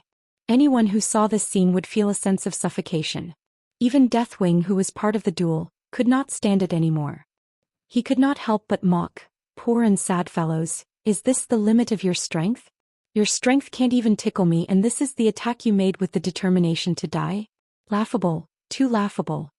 There was no real anger, nor was there a desperate charge of death. The three dragon aspects seemed to be holding their breaths as they fought with Deathwing. This made Deathwing feel a little bad. Haha. What are you waiting for? Are you waiting for me to be exhausted and reveal a flaw? Are you waiting for the so-called miracle to happen? Or are you waiting for Alexstrasza to break free and join the siege? Ah. I'm dying of laughter. For me, what's the big deal if one more ant joins the battle? But that's not necessarily the case. It was rare for Isra to open his eyes a slit. A psychedelic light flowed out from the dragon's eyelids, making him look very mysterious. I was prepared to persuade Nosdormu and Malygos to join me and fight to the death with you, but an interesting human gave us a better choice. Human? Wait. Are you talking about Duque? Deathwing seemed to be a little panicked. Yes, only a human's dream could bypass his surveillance and directly contact Isra. That's right. At this time, the cunning Black Dragon King suddenly showed a mocking expression. Idiot. I've never trusted this slippery fellow. He doesn't know what my goal is at all. He can't control the demon's soul, and he doesn't know the incantation to control Alexstrasza. Nesario put forth a great deal of arguments, and they sounded very much like the case. At this moment, Malygos, the king of magic, spat. That kid doesn't need those things. The king of time, Nosdormu, sneered. For a character that doesn't exist in the timeline, he has the ability to ignore the maze of lies and directly walk from the beginning to the end. Nesario, you seem to have forgotten that you gave that kid a piece of your scale. The demon's soul can't resist your power. Impossible? How did you know? Hehe. We just know it. Nosdormu's words were like the curse of death, firmly grasping Nesario's heart. He suddenly realized that he could only count on the female elf who had fallen after being hypnotized and seduced by him. Unfortunately, he was destined to be disappointed. Almost as soon as Nosdormu sentenced him, a colorful light rose from the bottom of the stronghold. Roar, roar, roar. 3 dragon roars sounded almost at the same time. The 3 dragon aspects in front of him seemed to have become larger, as if they had been inflated. Suddenly, their bodies expanded by 3 times, and they became existences about the same size as Nesario. This was not a simple, meaningless transformation spell. This was a change on the level of power. From quality to quantity, it was a change in strength. It was not 1 dragon but 3 at the same time, and the same change had occurred. Impossible. The Black Dragon King was suddenly captivated by the chill. This level of power was both unfamiliar and familiar. 10,000 years. It had been a full 10,000 years. Ever since the ancient war 10,000 years ago, when he deceived the 4 dragon aspects and injected their souls and power into the dragon's soul, he had never regarded his 4 siblings as opponents. And now he felt the changes in the 3 dragons in front of him. Even if Nesario didn't want to admit it, he had to admit that his originally perfect plan seemed to have made a fatal mistake. Duque? Hey, Sir. Nosdormu. Do you feel it? Do you feel it? Malygos repeated his question to his siblings nervously. I've regained my power. All the magical elements are crawling in front of me. But how perfect. It's time. Nosdormu replied. His gem-like eyes flashed with an unusually bright light, and he asserted like a charlatan, "That's right, fate has shifted. I see that your death has been greatly advanced, Nesario. Yes, it's time." Isra opened her charming eyes. At that moment, her eyes were so eye-catching that Deathwing could only try his best to avoid meeting her psychedelic gaze. "The 10,000 years of nightmare is over," she murmured. "Our dream of restoring the glory of the dragon race for 10,000 years is finally coming true." At that moment, a clear and melodious roar of a dragon rushed into the sky from the Grimbator fortress below. Within a few seconds, a huge red dragon shadow began to expand rapidly in the vision of the 4 dragons. The life-giver, the red dragon Queen Alexstrasza, had appeared. At that moment, if Nesario still maintained his human form, his face would be darker than the bottom of a pot. Unfortunately, he was already an ugly and ferocious black dragon. Naturally, he could not be darker. "Sister, are you all right?" Alexstrasza nodded her huge dragon head. "Compared to the torture I've endured, I've gained more. What we lost 10,000 years ago has been returned to us. Demon's soul. That damned demon soul no longer exists. The insignificant human that you despised, Duke Marcus, destroy him. Alexstrasza's declaration resonated with the other 3 dragon aspects. They all roared in joy. Impossible. Deathwing roared. Lies. All wise. How could someone as wise as me be fooled by a mere human? Impossible, you must be lying to me. The Red Dragon Queen spread her sky-covering wings and revealed her sharp and huge claws. Despite the torture she had suffered when she was imprisoned, she did not look weak at all. No. Alexstrasza corrected him. The only lie that needs to be corrected is your so-called invincibility. Now use your body to experience whether we have recovered our strength or not. That's right, Nosdormu said hatefully. I've always wanted to prove that it's a ridiculous theory.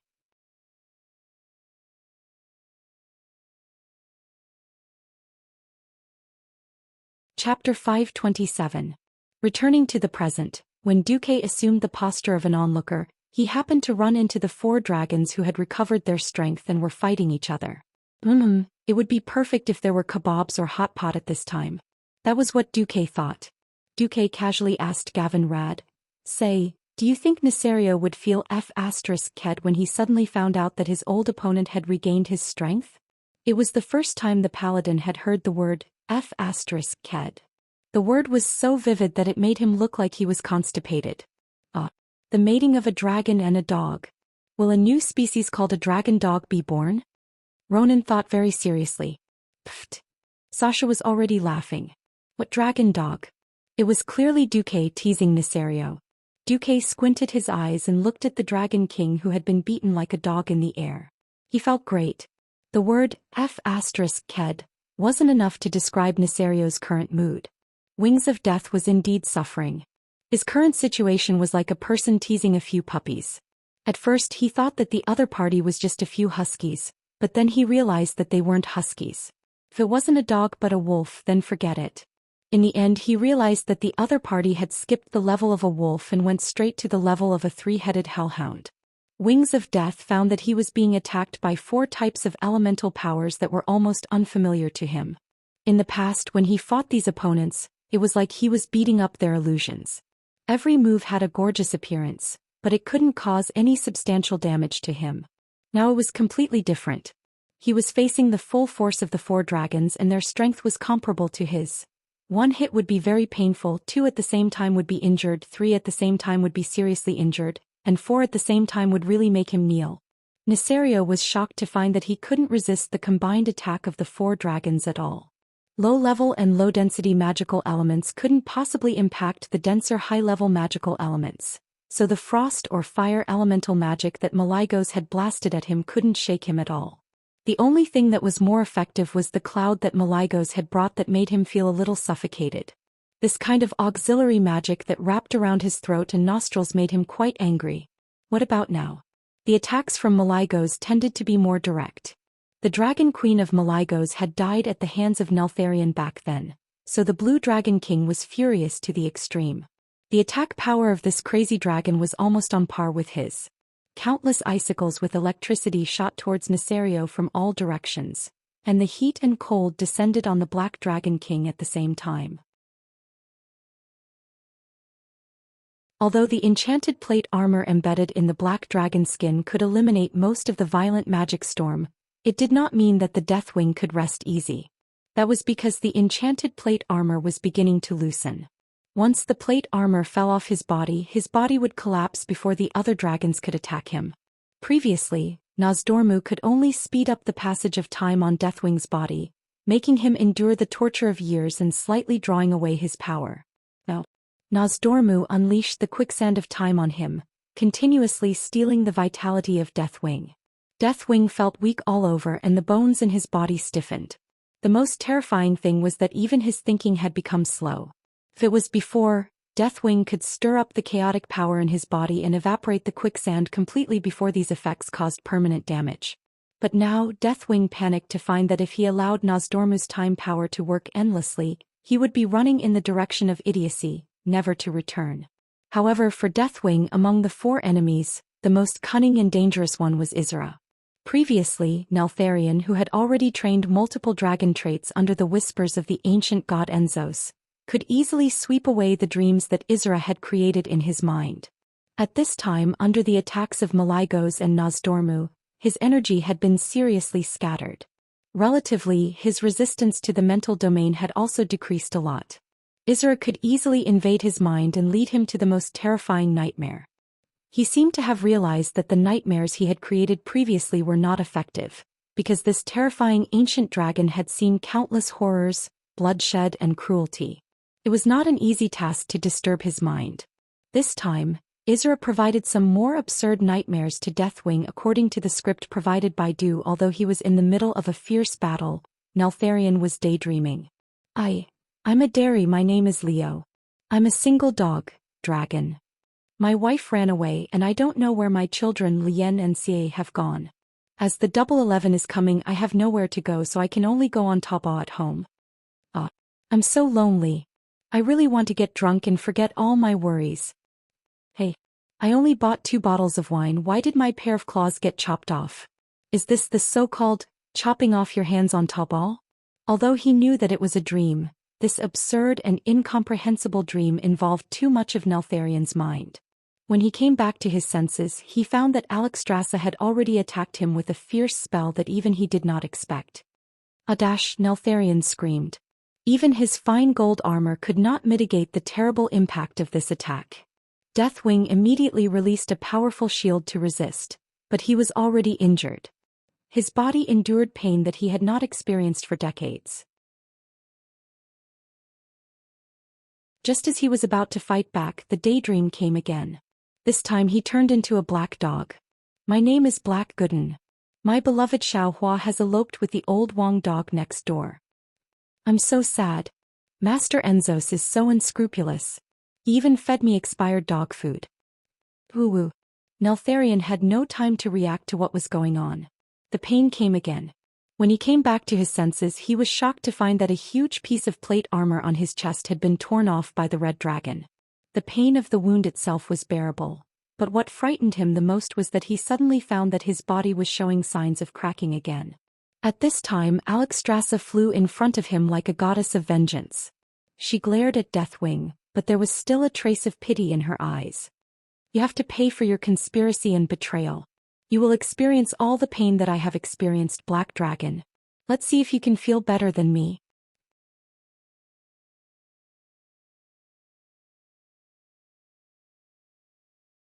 Chapter 528. The momentary panic quickly subsided. Nesario was indeed Nesario, the peerless dragon who had dared to trick more than half of the dragons back then. In addition to being sinister and cunning, his unparalleled ruthlessness and ferocity were also part of his multiple personalities. A furious roar rang out, and a shockwave that could be seen with the naked eye rippled out, causing the remaining clouds in the surroundings to scatter. Deathwing launched a counterattack. A huge sphere made of pure dark energy appeared between his front claws.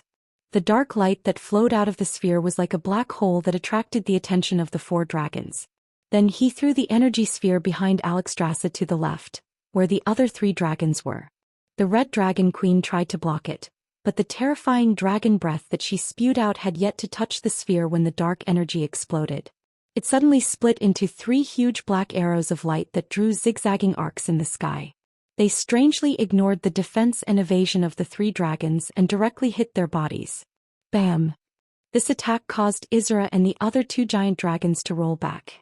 Alexstrasza tried to use her dragon tail to slap Nesario, but she was trapped by the acidic mist spewed out from the right hind leg of the Black Dragon King.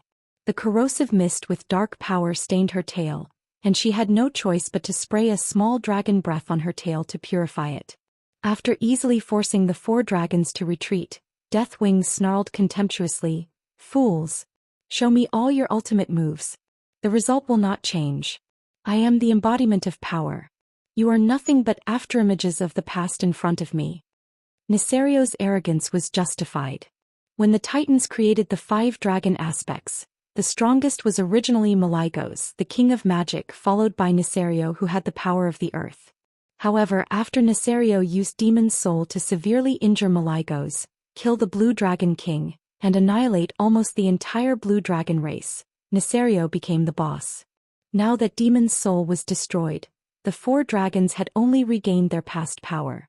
It did not mean that they had completely recovered from their injuries. Therefore, in terms of individual combat power, the Wing of Death, Nesario, was definitely the well-deserved leader. Moreover, there was another problem.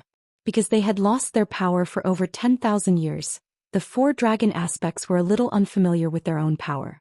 Obviously, Nesario didn't understand what it meant to be cool for less than 3 seconds. In the next round he was about to be taught to be a dragon. Malaigos's large-scale magic bombardment interfered with his vision.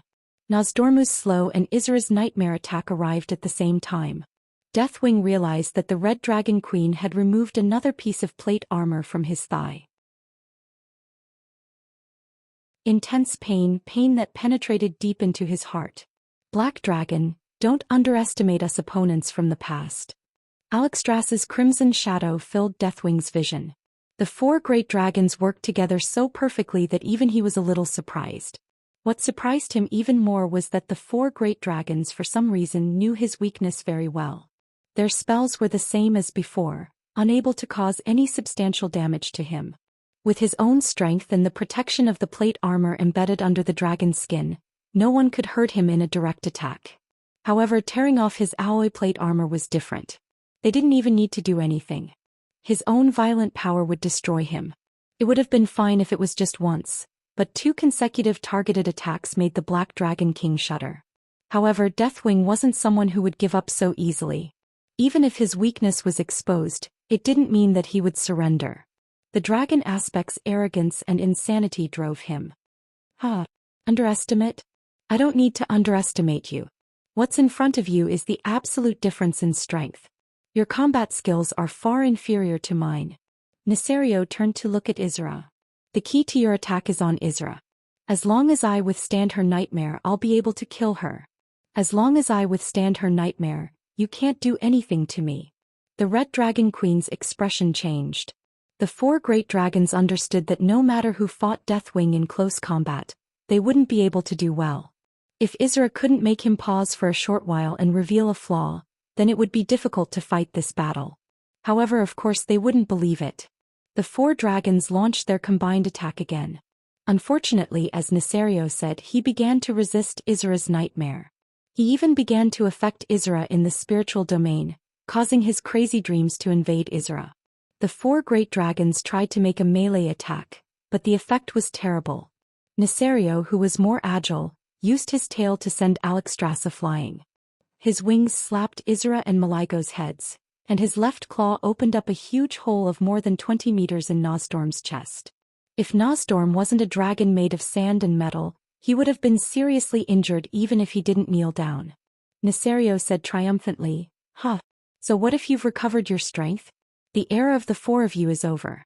After I kill you all, I'll steal all the eggs of your races and create a perfect world that belongs to me. At this time, in the communication circuit that Izra had constructed with dreams, the 4 great dragons were discussing urgently. What do we do? My magic doesn't have any effect on him. Malaigos was a little discouraged. I'm too slow. I still can't keep up after slowing him down. Nosdorm gritted his teeth. If Sister Izra can still control him. Alexstrasza said unwillingly. At this time, Izra suddenly said weakly, Actually, I still have a dream that I haven't used. That was given to me by Duque. Why not? The 3 great dragons said in unison. Because it's too bad. Izra felt like crying. Malaigos, who hated Deathwing the most, immediately asked, What dream is it? Let me see. Izra hesitated for a second while Wings of Death was talking nonsense, but he still released the dream. The Red Dragon Queen's face couldn't get any redder. Nosdorm said, This must be noted down. Malaigos spat. Hey, she's not my Dragon Queen, why not send it?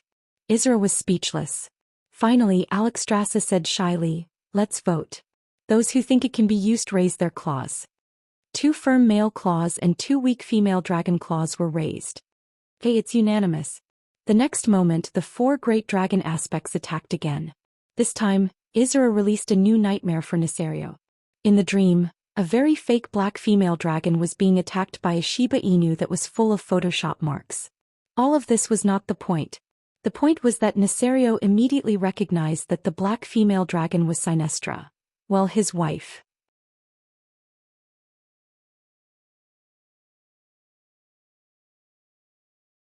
Chapter 529. It was the animal world. It was often shown on CCTV. Hadn't they seen a dog that grew up with a lion in the zoo making a scene with a lioness? Those who hadn't seen it should go and make up for it. Was this dirty? No, this was definitely not dirty.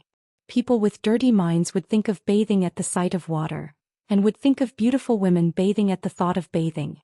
People with pure minds such as Duque, who was known as the honest and reliable little husband, the pure and flawless Marcus, would never think of such things. It was like a guy who called Brother Chun a man all day long. Who would believe that Brother Chun was a real man? Wasn't that right? In any case, with such a clumsy Photoshop, it was obvious that it was fake. Normally no one would believe it. Whoever believed it was mentally ill. Well, it just so happened that Nesario was mentally ill, so he believed it. The whispers of the ancient gods had long made him unable to distinguish between illusion and reality, and had driven him crazy. Therefore he was sometimes cunning, sometimes crazy, and sometimes even he did not know what he was doing. At this moment what appeared in Nesario's mind was his precious son Nefarian and precious daughter Onyxia. The two dragon faces had turned into Shiba Inu faces. Dad woof woof woof. Nefarian wagged his tail. Dad woof woof woof. Onyxia used a Shiba Inu face that came with its own emoji pack to act cute. Then Nesario had a mental breakdown. He, who thought that he had been cuckolded by a Shiba Inu, let out an extremely tragic cry. No, how could a dog sleep with my dragon queen? His voice spread everywhere. In a place far away from the battle, all the red dragons watching from afar were dumbfounded at the same time. The 4 dragon aspects immediately pounced on him, taking advantage of his weakness to kill him. Each dragon aspect used all 4 limbs and the claws on their wings, desperately tearing at the armor on the wings of death. 3 seconds. The wings of death was stunned for a full 3 seconds. When he came back to his senses, he immediately launched a fierce counterattack, but the 4 dragons quickly dodged like frightened sparrows. Nesario's hasty counterattack did not work. Isra, you're despicable. Nesario's well-founded counterattack left Isra completely speechless. Compared to you who betrayed the entire dragon race, this is nothing. Alexstrasza retorted righteously, even if it is despicable, it is only because Duque is despicable. It has nothing to do with Isra. The Red Dragon Queen decisively sold out Duque. Duque, who was watching from the sidelines, staggered and fell off his chair. What's going on? Spectators number 2, 3, and 4 were shocked. Alexstrasza, you're not kind. What if Nesario comes looking for trouble with me every day? Duque sent a magic message to the queen. Alexstrasza blushed. Well, her face was red to begin with, so there was nothing wrong with it. The queen immediately replied, "Don't worry, Nesario will not live to see tomorrow's sun. Come on, he's of the earth element. If I hide underground, I won't be able to see him. Don't play word games with me." The others might not know, but Duque was very clear. In the original history, Nesario did not die until many years after the end of World War III. You make it sound like the 4 of us can't kill him. No. Your Majesty, regardless of whether there is a video or not, I have completely offended Deathwing in order to save you. I'm just a little mortal. Once he runs away, he will definitely hunt me down. I'm not afraid of 10,000, but just in case. Can you give me a promise? That thing, right? Alright, I promise you, if we really fail, I'll make it happen. Phew. Duque let out a long sigh of relief and pretended that nothing had happened. He sat down again. No, my foot slipped. Who would believe you? Of course, none of them would expose Duque. Only Duque was secretly happy. That thing, if used well, was a real artifact. At this moment, the battle of the 5 dragons had resumed. Deathwing had fallen into a real disadvantage. The main reason was that the scene was too shocking to him. A huge opening that lasted for 3 seconds allowed the 4 dragons to peel off at least a dozen pieces of armor from his body. Blood, acid, mist, lava, and all kinds of things splashed out from his open wounds. Now, it was not the 4 dragons defeating Deathwing, but Deathwing himself defeating himself. Bastard. Duke Marcus. I shouldn't have used your hand, I should have gotten rid of you from the beginning. Deathwing's roar in the common language resounded throughout the wilderness, and almost all the remaining humans and dwarves heard it. At this moment Duque finally shivered. Facing the gazes of the three, Duque straightened his back. That guy played dirty and I hit him back. So, is that wrong? That's right. The three of them answered resolutely, but they sighed in their hearts. You even dared to play with Deathwing, who else do you not dare to touch? Above, the 4 dragons continued to attack. Maligos laughed. You still want to take revenge on a little human? You should take care of your body first. Accompanied by laughter, the blue dragon attacked again. Obviously, the current Deathwing was different from before. After large pieces of armor were torn apart, Maligos' magic became the most powerful attack. The Blue Dragon King's magic could easily go through the Black Dragon's bloody wounds and directly hurt the Black Dragon's muscles and internal organs. Deathwing struggled pointlessly, trying to get rid of the other dragon's attacks while shouting, "Bastard, don't force me or you'll regret it." Regret? On the contrary. I'll only regret it if I don't let you taste the pain I've suffered. The Red Dragon Queen did what she said. She began to bring the power of life into her attacks. The power of life that penetrated Deathwing's body aroused a greater reaction from the dark and chaotic power in his body, tearing his flesh even more violently. In the face of other attacks, even Izra's nightmare, Deathwing could still put up some resistance. But in the face of Alexstrasza's power of life, he could do nothing. Her attacks were accompanied by pain. Deathwing had never experienced the pain of his body being torn apart by a completely different power. The pain flared up in places where claws and fangs could not reach, biting deep in his life. This most terrifying dragon in the world suddenly let out a shrill cry that no one had ever heard before. Ow, ow, ow, ow. This sound contained the power of the whispers of the ancient gods. This scream saved him. The other dragons were shocked by the cry and stopped their spells. Deathwing finally broke free from the encirclement and turned to escape. He flew away at a very fast speed. Although his whole body was still trembling and he was still screaming, he finally succeeded in quickly disappearing from sight.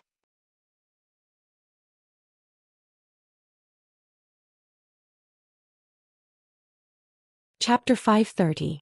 Seeing the arrogant wings of death suddenly use the ultimate move Soaring Dragon Flash and actually run away with its tail between its legs, every dragon was dumbfounded. Nethario ran away just like that? What happened to the glory of the dragon race?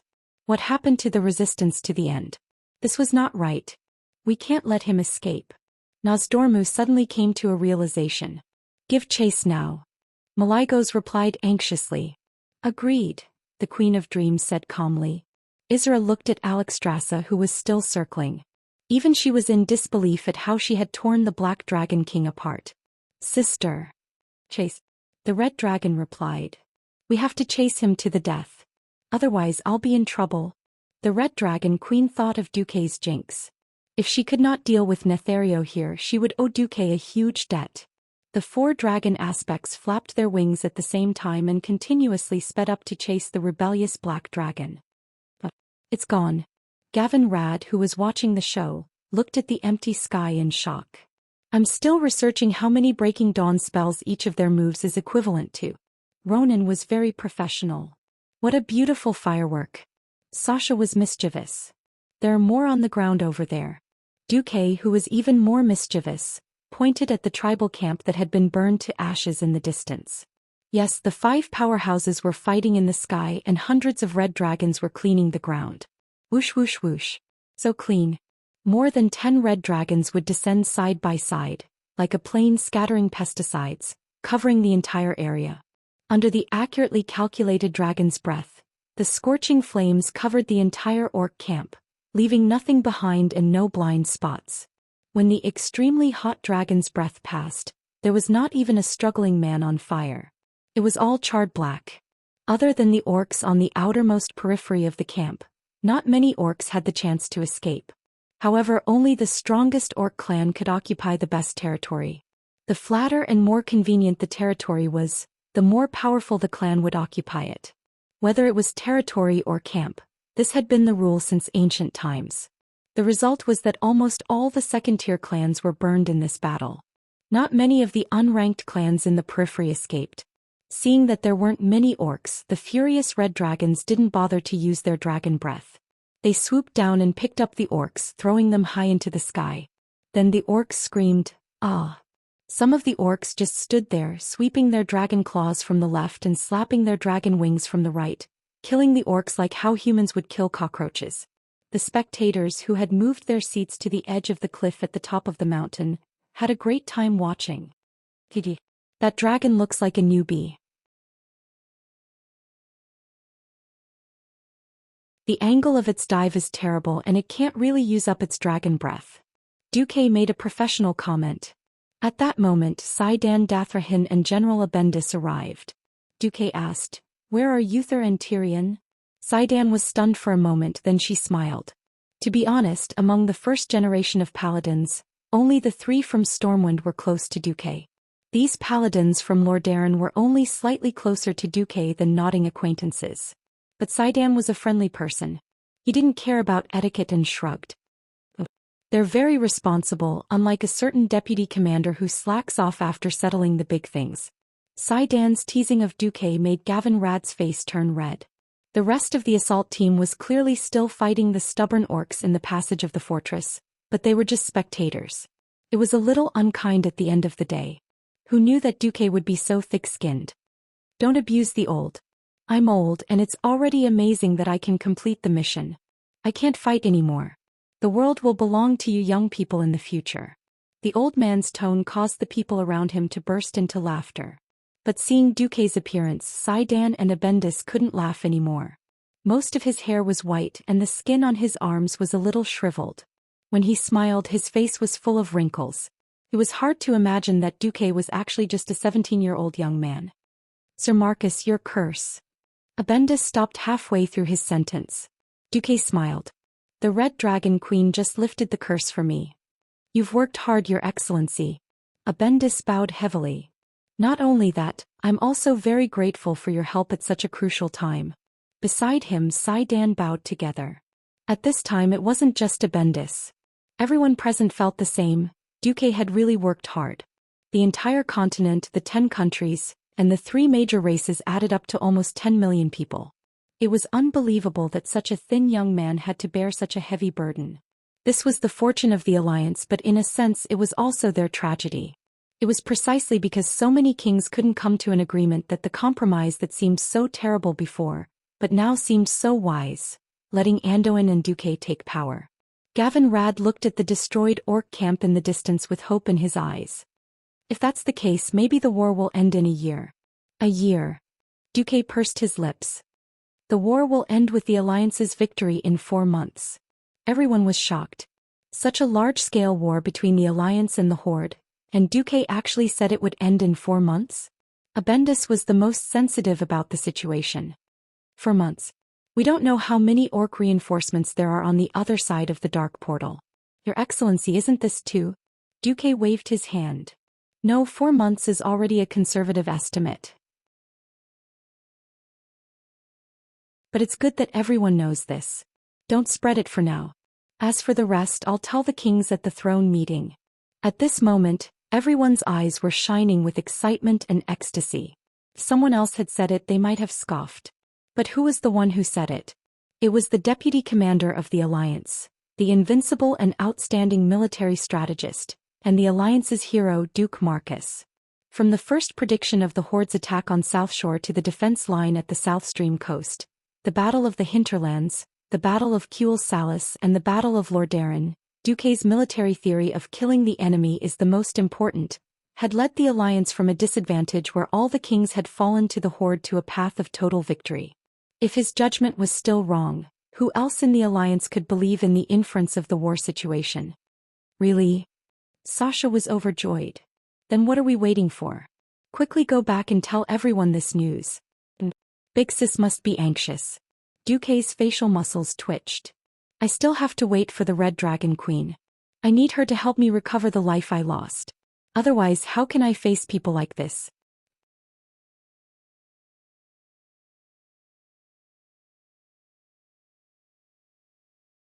Chapter 531. Duque had never been handsome.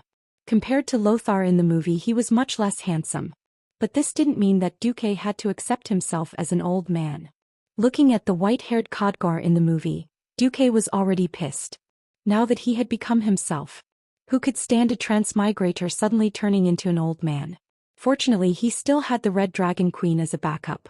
Alexstrasza, who had bestowed the World Tree with life and the Night Elves with eternal life, could easily make up for his losses. However, Duque didn't expect Sasha to suddenly say, "Don't worry. No matter what you become, I'll still like you." The group of single dogs around him all spat out.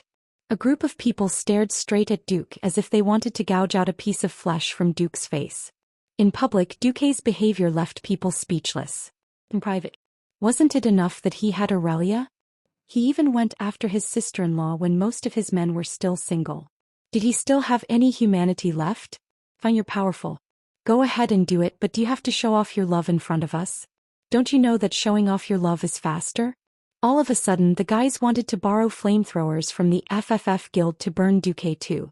Duque was dumbfounded. You don't have to do that even if you want to attract hatred.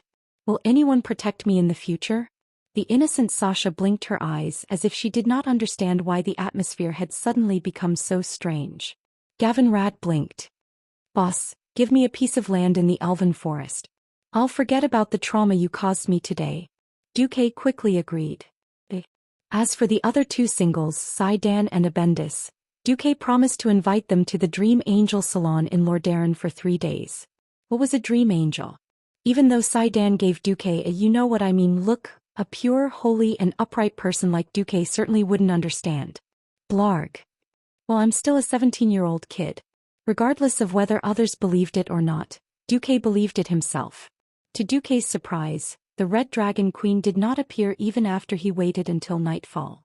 Who knew if they chased Nesario from the Eastern Kingdom all the way to Northrend in the north, then flew to the Kalimdor continent, then circled around Pantalia and completed the magnificent feat of flying around the world.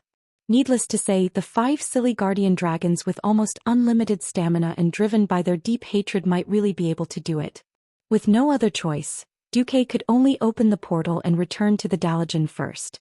What he didn't know was that the Dalajan know, almost all the major cities in the Alliance's territory that received the latest news were in an uproar. The Alliance's deputy commander Duke Marcus has liberated the Red Dragon Queen from the evil orcs. 200,000 orcs under the Grimbader fortress in the wetlands have been killed by the Red Dragon's dragon breath. The horde has suffered a crushing defeat and has begun to retreat from the earthy highlands. The Red Dragon army has become the humans' ally again. The Alliance has won. Cheering crowds could be seen everywhere. People were shouting, cheering and roaring at the sky in ecstasy. Whose tears were flying. Whose smile was in full bloom. As long as one was wearing the Alliance's uniform, be it a 60-year-old uncle or a teenage boy, they would definitely be warmly welcomed by the people. There was an old man holding a collection of fine wine, a beautiful young lady who was as passionate as fire, and a smiling child. Everyone was praising the Alliance in their own way. However, this had nothing to do with Lordaeron. After sending out 1,000 people and 250 people, only 192 people returned alive, including those who had lost arms and legs and could no longer fight on the battlefield. The actual loss was more than 90%. It was no exaggeration to say that the elites of Lordaeron were almost burned to the ground. If they had paid such a huge sacrifice in exchange for an equivalent merit, King Tyrrhenas of Lordaeron might feel better. The point was, most of those who came back alive were the paladins of the Silver Hand. Fairness and honesty were the virtues. The paladins of the Supreme Creed. These guys would never lie. They would say to everyone they met, "We launched a surprise attack at the worst possible time. We encountered the main force of the horde. If it wasn't for Sir Marcus's help, we would have been completely wiped out." And it was still Duque. It was as if as long as Duque was still alive, Lordaeron would not be able to rise again. Lordaeron had paid an unimaginably high price for this. More than 1,000 elite knights, mages, priests, hunters and bandits had died. What did they get in exchange? A wrong time to launch a surprise attack. Tyrrhenas almost spat out a mouthful of blood. So the Lordaeron had paid such a heavy price in exchange for a successful feint attack? If these 1,000 people were put on the battlefield, they would definitely be able to open up new territories. He died quietly in the fortress of Grimbator. It could be said that a general's success was built on 10,000 bones. Damn it, Duque had become a general. Why did the people of Lordaeron have to be the 10,000 bones? When he heard the complete news, Tyrrhenas choked on his breath. He coughed so hard that tears came out of his eyes. He coughed so hard that he almost coughed his lungs out. He was bitter. He hated it. He used to hate the horde that turned the silver pine forest into scorched earth. Now he suddenly realized that he hated Duque even more, who always stole the limelight from Lordaeron. Before this, he had never imagined that there would be a day when he, the king of the strongest kingdom on the continent, would be jealous of a young man who once had nothing. At this moment he even wanted to assassinate Duque. But he did not dare to do so. Duque, who had returned from hell, was already the #1 hero of the alliance. And look at Stormwind's attitude. If he dared to touch Duque, Lang would definitely send out 200,000 troops to fight him. The kingdoms that were on good terms with Duque would definitely not sit back and watch. Tyrrhenas secretly gritted his teeth and swallowed his anger. On the other side, Stormwind held a grand welcome ceremony for Duque's return. Duque. Lang rushed up to Duque the moment he stepped out of the portal and gave Duque a bear hug. Cough, cough, cough. Let me go. Duque's face was pale. As soon as Lang let go, Anduin immediately followed up. Duque, cough, cough, cough. I'm dying. Duque's face was pale. Hey, what's wrong? Duke Bolvar wanted to take the third hit, but he was shocked to find that Duque was almost dead. It was a mess.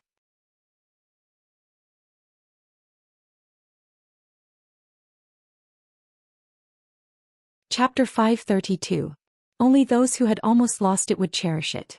It was precisely because Lang thought that he was about to lose Duque, his most staunch and powerful supporter since the destruction of the Storm Kingdom, that Lang's mood fell into the abyss. Now don't be fooled by Duke's pitiful appearance. Under the premise that Duke's life wasn't in danger, Duke's pitiful appearance was just a bit of entertainment. The haze of the nightmare had dissipated. A brilliant future was in front of him. How could Lang not cry with joy? That's right. King Lang's eyes were red and moist. Countless pairs of eyes were focused on Duque, who was teasing the king and his ministers. General Tom Seamus looked at Duque, took a deep breath, and roared in a loud and majestic voice.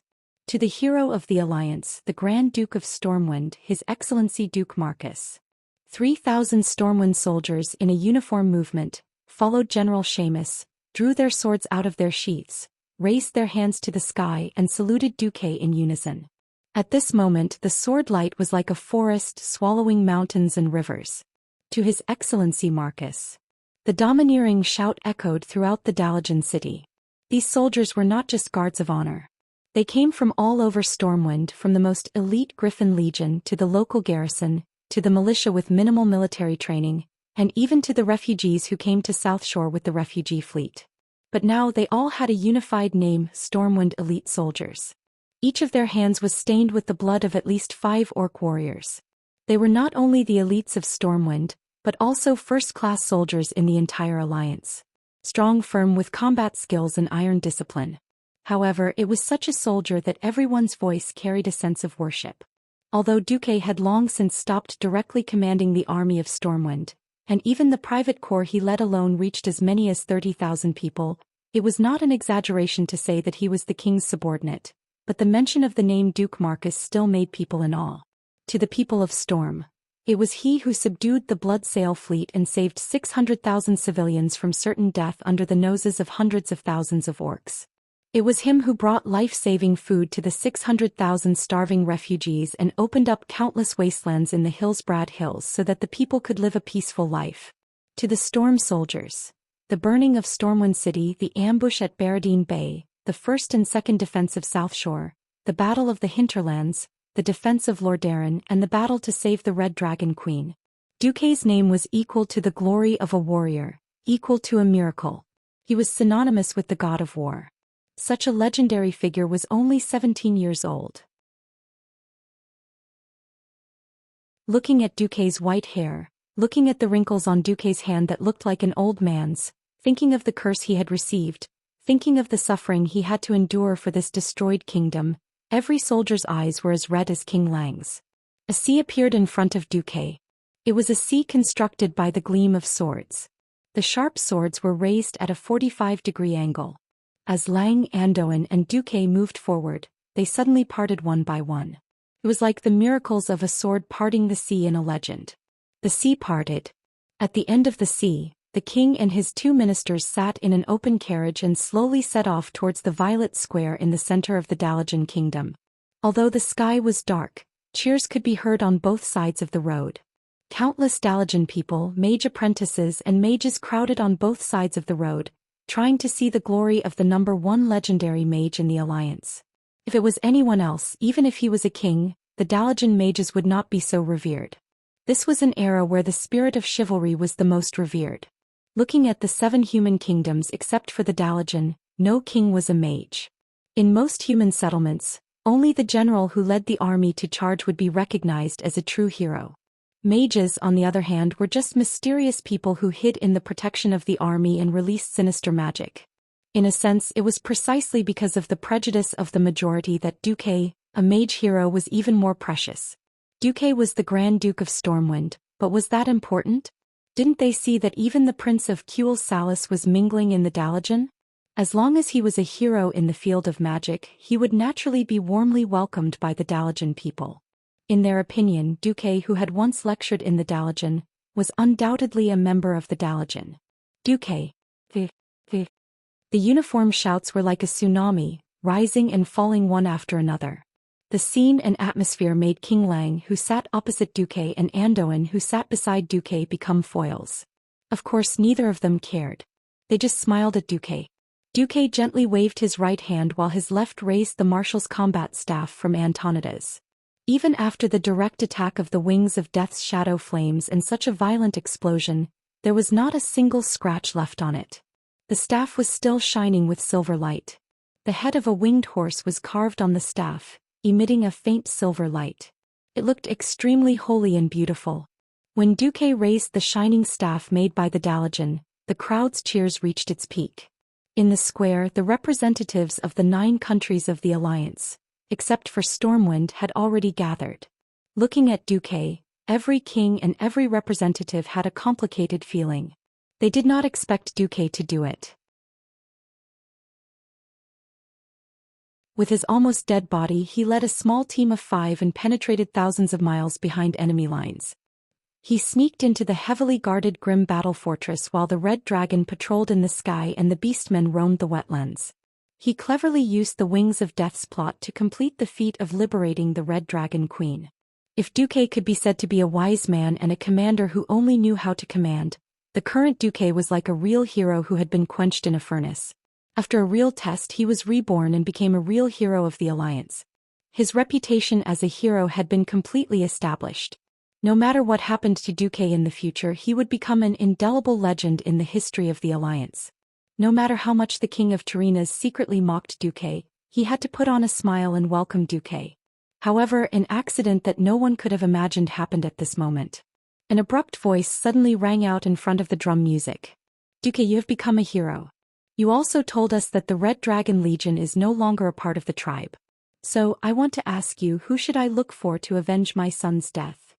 If it was some blind pawn, perhaps he would have been dragged out and killed by the angry soldiers after saying this.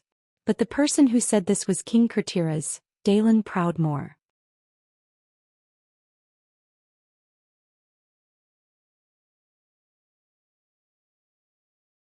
Chapter 533. As soon as these words came out, the entire place went silent. Everyone could understand the anger of a father who had lost his son. Everyone could understand the sadness of a king who had lost his heir. Since ancient times, it had always been a sad thing for a white-haired person to send off a black-haired person. But this was the Alliance Conference. Honoring Duque, the hero of the Alliance, was the most important ceremony to show the might of the Alliance after all the suffering he had brought to the Horde. Look, even though the Rotterdam Kingdom had suffered the worst loss, Turinas still stood there with a look of pride on his face. What's more, this was the Crimson Dragon army, which had extraordinary power. If the Queen was angry, the entire human race would be destroyed, and all the major human cities would cease to exist. Humans would once again split into countless small clans, and return to the position of being at the mercy of others 3,000 years ago. In the end, the Crimson Dragon army was being threatened, and there were not so many ancient red dragons coming out to harm the Alliance. Otherwise, the Alliance would have been destroyed. Now that you, a mere King Kultiras, have caused a ruckus at this time, who would want to please you? Who would dare to support you? Silence. Deathly silence. In fact, Daelin knew that he would not be supported by any country. He also knew that he should be like Tarina's and swallow his anger. Unfortunately, he couldn't do it. As soon as he closed his eyes, he saw his eldest son, Drake, being burned to ashes by the raging flames. His son's soul haunted his soul. He could not swallow this, not as a father but as a king. Even though he knew that it was not the right time to say it, he felt that if he did not say it today, he would never have the courage to say it again. He would not have the right to be a father. The air was freezing. The temperature was dropping. Daelin's eyes were filled with tears as he knelt on the cold floor. Perhaps this was a plea, or perhaps it was a form of self-repentance. In any case, he ignored everyone's gaze and disrupted the festive atmosphere. He knelt there. Suddenly, a figure appeared in front of him. A figure wearing a mage robe. Other than Antonidas, there was only one person who had the right to wear a mage robe and stand in front of him: Duque. In his heart, Duque was the man who had sacrificed the lives of millions to become a hero. Sigh. Duque patted Daelin's shoulder and said something that not only Daelin, but all the other kings did not dare to believe. Daelin, get up. I'll get Alexstrasza to give you an explanation. What? To make the Red Dragon Queen one of the world's 5 dragon aspects, give an explanation to the king of a mere human kingdom? What kind of joke was this? It was like asking a lion to apologize to the ant's relatives for accidentally stepping on it and then asking the lion to apologize to the ant's relatives. Since ancient times, who wouldn't admit that they were unlucky to encounter such an extraordinary existence?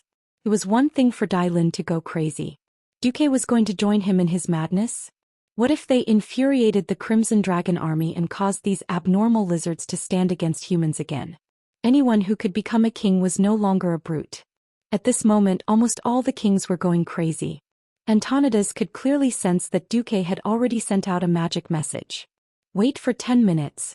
The Crimson Dragon race will give the Alliance an explanation. An explanation? There really was one. Since ancient times, anyone who slayed a dragon would definitely be regarded as a hero by the entire human world.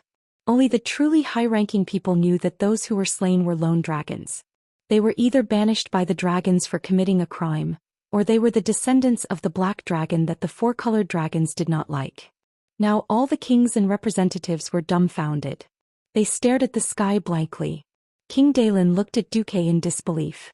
After making sure that Duque's face did not show any signs of lying, he stood up with his sword. Facing the night wind, he stared at the pitch-black sky quietly. 10 minutes. Usually it would be over in a moment. Unfortunately, the oppressive atmosphere made the passage of time extremely slow. Everyone's forehead was dripping with sweat. Everyone was quietly waiting for their judgment, waiting for the one that might appear in the sky. Around 9 minutes later, the moonlight suddenly dimmed. The bright moonlight was blocked by a huge creature. As expected, it was a dragon. It spread its wings and its scales shone with a dazzling red light. The huge golden vertical pupils seemed to be flowing with blazing lava. The 2 pairs of fiery horns on his high head were raised high, looking down at the monarchs in the violet square from high above. Compared to this terrifying creature that came from the ancient times more than 10,000 years ago, the armies of the mortal world, status and power all seemed insignificant. When the dragons soared in the clouds, humans were just ants crawling on the ground. The sky was their domain and they ruled over the sky. Even though it was easy for different races to have facial blindness, after many days of fighting, every alliance had recognized every single characteristic of this most ferocious ancient dragon. There was no mistake. He was Tyrannes, the one who had sent over 10,000 alliance soldiers into the Sea of Fire. Every alliance soldier nervously clenched their weapons. The higher-ups had indeed announced that the Red Dragon army was no longer an enemy, but who knew if this ferocious lizard would suddenly go berserk? The Daoist's magic defense system could indeed destroy him, but before this behemoth crashed to the ground, how many people would be killed by him? No one was sure. However, under the watchful eyes of more than 100,000 people, Tyrannies, who had just landed on the specially empty space in Violet Square, suddenly began to shrink. A dragon that could easily weigh more than 1,000 tons became the size of a human. No matter how many times Duque saw this situation, he still felt that it was magical. It was full of all kinds of unscientific things. Of course, pursuing science in a magical world was not a reliable thing to begin with. What appeared in front of the kings was an old man with long white hair, a white beard and white eyebrows. He was not wearing a piece of armor, only a Greek-like cloth skirt around his waist. His upper body was bare, revealing a strong but full of scars. Who is it? The one who claims to want the ancient dragon Tyrannies to give him an explanation? Don't make it easy for me to find you. Come out yourself. The humanoid dragon released a fierce aura, with a dragon's roar that made countless people tremble.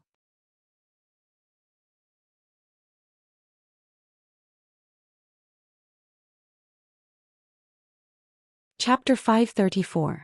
On the square, the morale of the Dalajan and Gilnea's soldiers was low. The sound of their metal leg guards retreating was piercing to the ears. At close range, the kings who were suffering from the dragon's wrath did not fare as well. Each of them made a fool of themselves, but Tyrannies was undoubtedly the worst. Tyrannies, who only had a combat level of 5, was frightened by the dragon's wrath. He took 3 steps back and collapsed on his throne. Of course, the other kings either took half a step back or knelt on one knee. Even Lang sighed and took a step back. He did not look at Tyrannistas in the eye. Only Dalen Proudmoore held onto his scimitar and gritted his teeth. Even though his legs were shaking, even though the veins on his neck were bulging, even though the veins on the back of his hands were bulging like a dragon's beard, he persevered and faced the terrifying golden pupils of the ancient red dragon without fear. Dalen suddenly took a step forward and raised his scimitar at the dragon. It's me, Dalen Proudmoore of the Kingdom of Cultivation. This has nothing to do with the Alliance and it has nothing to do with my kingdom. As a father, I seek justice for my son Drake Proudmoore who died under your flames. Dalen was going all out. He was going all out. Of course, he hated the culprit's tribe. However, he was also unable to accept the fact that the murderer who had just killed his son yesterday was now standing beside him as an ally of the Red Dragon Alliance. Then he would have to suck up to these powerful allies and pretend that nothing had happened to fight alongside the Red Dragon. Of course, he could not forgive himself for causing the entire kingdom of Cultivation to be engulfed by the dragon's flames because of a personal grudge. So, as a father who had lost his son, he challenged Tyrannistas. Huh. What kind of justice do you want? The dragon's tone was full of disdain. A duel. Dalen's voice was powerful. He raised his scimitar and took another step forward. His bloodshot eyes stared at the dragon. Ha ha ha. The giant dragon's laughter shocked everyone in the square. You. Everyone felt as if a boulder was pressing down on their chests under the terrifying dragon's might, making it hard for them to breathe. Dai Lin, who had endured the greatest pressure, was bleeding from the corner of his mouth. No one knew whether it was because of the shock or because he had bitten his lips. Yes, just me. A tiny human in the eyes of a giant dragon. I know I can't beat you, but I demand a duel at least. This is my last honor as a father. Almost as soon as Dai Lin finished speaking, an anxious voice came from outside. No, father, don't do anything stupid. Dalen's expression changed. He knew who the voice belonged to, then Reed Proudmoore, Dalen's second son, the de facto crown prince of Cultivation's kingdom. At that moment, Dalen saw a streak of gold in his peripheral vision. It was his lover Gina Goldsword. Dalen knew that she had broken the taboo and used the teleportation gate to summon Then Reed to stop him from doing anything stupid. If Then Reed was affected by the dragon's anger, there would be no male heir in Cultivation kingdom. Gina Goldsword's actions hit Dalen's weak spot. Dalen's facial muscles were twitching. Various thoughts were fighting in his mind. The humanoid dragon sneered. That's right. You have no chance of winning a duel with a giant dragon. Go back and look after your children. I can't guarantee that your family won't be affected during the duel. You know that it's hard to control dragon breath once it's released. At that moment, Dalen's expression turned cold. He suddenly shouted, "Someone stop Then Reed. I, Dalen Proudmoore, will be eternally grateful to him." The gratitude of someone who was about to die? At the same time, his descendants would hate him for eternity? Was there really someone willing to do such a stupid deal? Don't be surprised. Someone really did. Whoosh. A strong gust of wind blew. A huge ice wall that was 3 meters tall, 20 meters wide, and half a meter thick appeared in front of Van Reed and Gina.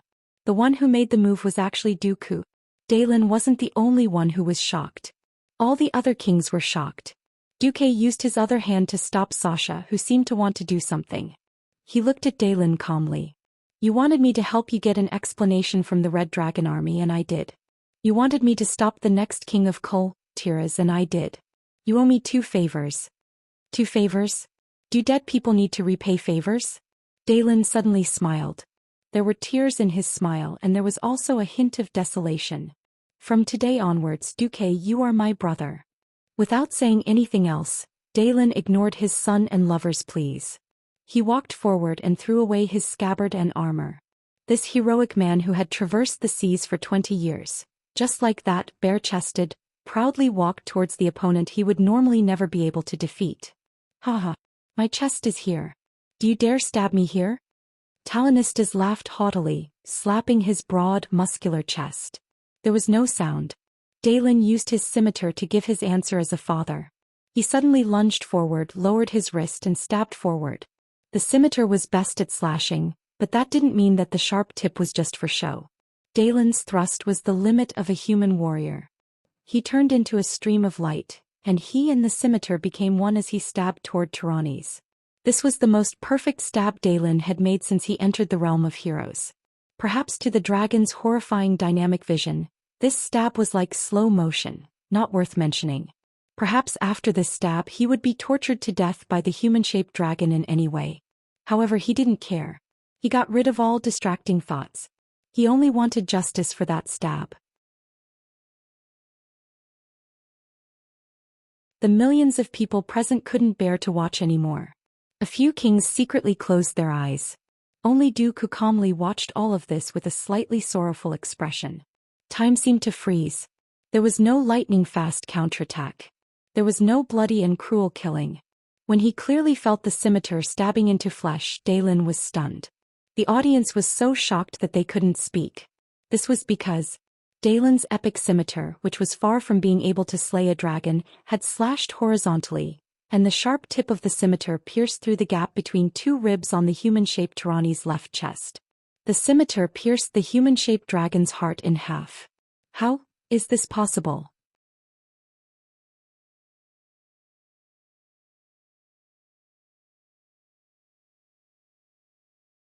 Chapter 535. Everyone's faces were filled with shock and confusion. Tyrannes' extremely weak but clear voice could be heard. Don't be shocked. In some ways I feel the same way as you. For my beloved queen, I'm willing to give up everything. For her to suffer less, I'm willing to blind my own conscience and sully my own soul. I'm willing to kill humans for the filthy orcs. So, this is my atonement. You. Dalen's hand went limp without him realizing it. He held the humanoid red dragon that was about to fall, feeling a little lost. Yes. This is the red dragon race's answer to you, to humans, and to the entire alliance. I wonder, are you satisfied now? He wanted to say yes, but when the words came to his mouth, Dalen's mouth was filled with bitterness. He could not say it no matter what. Don't be shocked. You earned this yourself. If you're just a coward, I'll tear you apart in one bite. I, Tyrannes, have ruled this world for 10,000 years.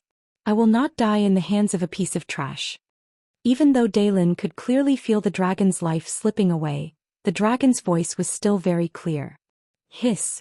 Everyone sucked in a breath of cold air. The red dragon's arrogance was ingrained in their bones.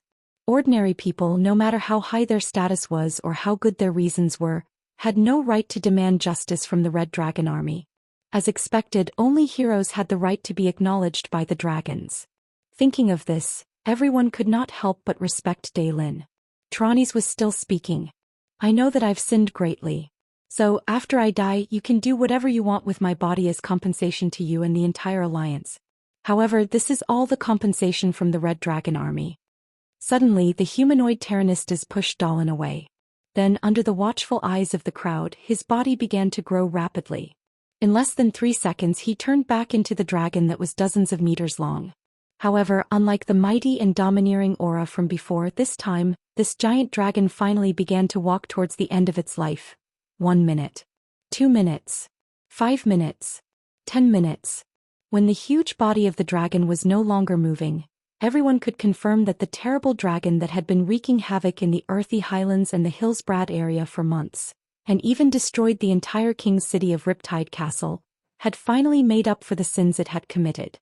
Suddenly someone started applauding. It was Duque. He applauded his brave father, who knew that he was no match for the dragon, but still dared to challenge it alone. Clap, clap. The clear and unique applause attracted everyone's attention. Clap, clap, clap. More people started clapping. Pa pa pa pa. They were the elite soldiers of the various countries who were still in the plaza. They were slapping their swords against their shields. They were saluting Dai Lin in a warrior's way. However, the winner of this slightly special dragon-slaying battle was sitting paralyzed on the ground, unable to get up. Everyone could see the cold sweat glistening on his back. Gina and Tanreed hurried over to help Daylin up. King Daylin didn't go back to rest. Instead he insisted on coming to Duque. "Thank you, Brother Duque." The hero of the Seven Seas smiled sincerely. "Even after this battle is over, you must come to Cultivation more often." Of course, of course." Duque smiled. Daylin glanced at Lang, who was beside Duque, and whispered to Lang, "If Lang or William don't treat you well, you can come to Cultivation. You can choose between a prince or a duke." Hey. Lang pretended to be angry. On the other side, a triumphant ceremony that had been specially prepared for Duque had been disrupted by Daylin. In less than 10 minutes the ceremony was dismissed hastily. Of course, some people were unhappy about this incident. Some politicians even secretly cursed Daylin, saying that Daylin had wiped out the cooperation between the Crimson Dragon Army and the Alliance, or more accurately, the Crimson Dragon Army and the humans. Afterwards, in the state guest house, Lang also asked Duque about the Crimson Dragon Army. Duque pondered for a while and decided to reveal the truth to Lang and Andoin. I didn't expect Tyrannis to do that. That's an ancient Crimson Dragon. Will the Crimson Dragon Army really not mind a powerhouse second only to the Queen? It's all right. Because Tyrannis was about to die anyway. Ha! Lang and Andoin were shocked at the same time. "Isn't the life of a dragon unlimited?" Andoin asked in bewilderment. "Yes. However, even the life-giver can't deal with the torture of the disease. Tyrannis has been suffering from the disease for many years. This is no secret among the dragons. His vitality has been weakening, and he has only lived for so long because of Alexstras's support." Duque sighed. Lang asked, "Then did he do so much for the Queen purely to repay her kindness? And in order to heal the enmity between the Crimson Dragon Army and the Alliance, he deliberately sacrificed himself?" Duque smiled bitterly. "I can't answer that question. But I think the window of cooperation with the Crimson Dragon Army is not completely closed." Andoin immediately perked up. "You're saying that the Alliance can form a legion of Dragon Knights?" The Orcs' Dragon Knights really made the Alliance suffer. Even with the support of the Wildhammer dwarves from the Eagle Nest Mountain, the Alliance actually lost more than they won. After all, the limit of the Griffins' talent was there. Compared to the Dwarves, they were far inferior. Duque smiled slyly. "It's Stormwind that has the opportunity to form a legion of Dragon Knights." This sentence really made Lang and Andoin laugh uncontrollably. "Okay, the last question. Duque, how do you solve the problem?" "That's my personal secret." Duque smiled mysteriously. After sending off the 2 leaders of Stormwind, Duque suddenly found a red-haired beauty holding a large bottle of wine on his windowsill while taking a shower. The iconic fiery red bikini armor with gold-rimmed edges, and the tall dragon horns on her head all spoke of the owner's identity, the Red Dragon Queen Alexstrasa. Gazing at the bright moon, the queen murmured softly, "I realize that human wine can sometimes be a good thing. At least it can numb my nerves when I don't want to think about things." Duque smiled faintly. "Don't joke around. This bit of wine can't numb your nerves. If I force my vitality down to 1/10,000th, then it'll be fine." The queen looked back with a sad expression. She seemed to want to cry but couldn't.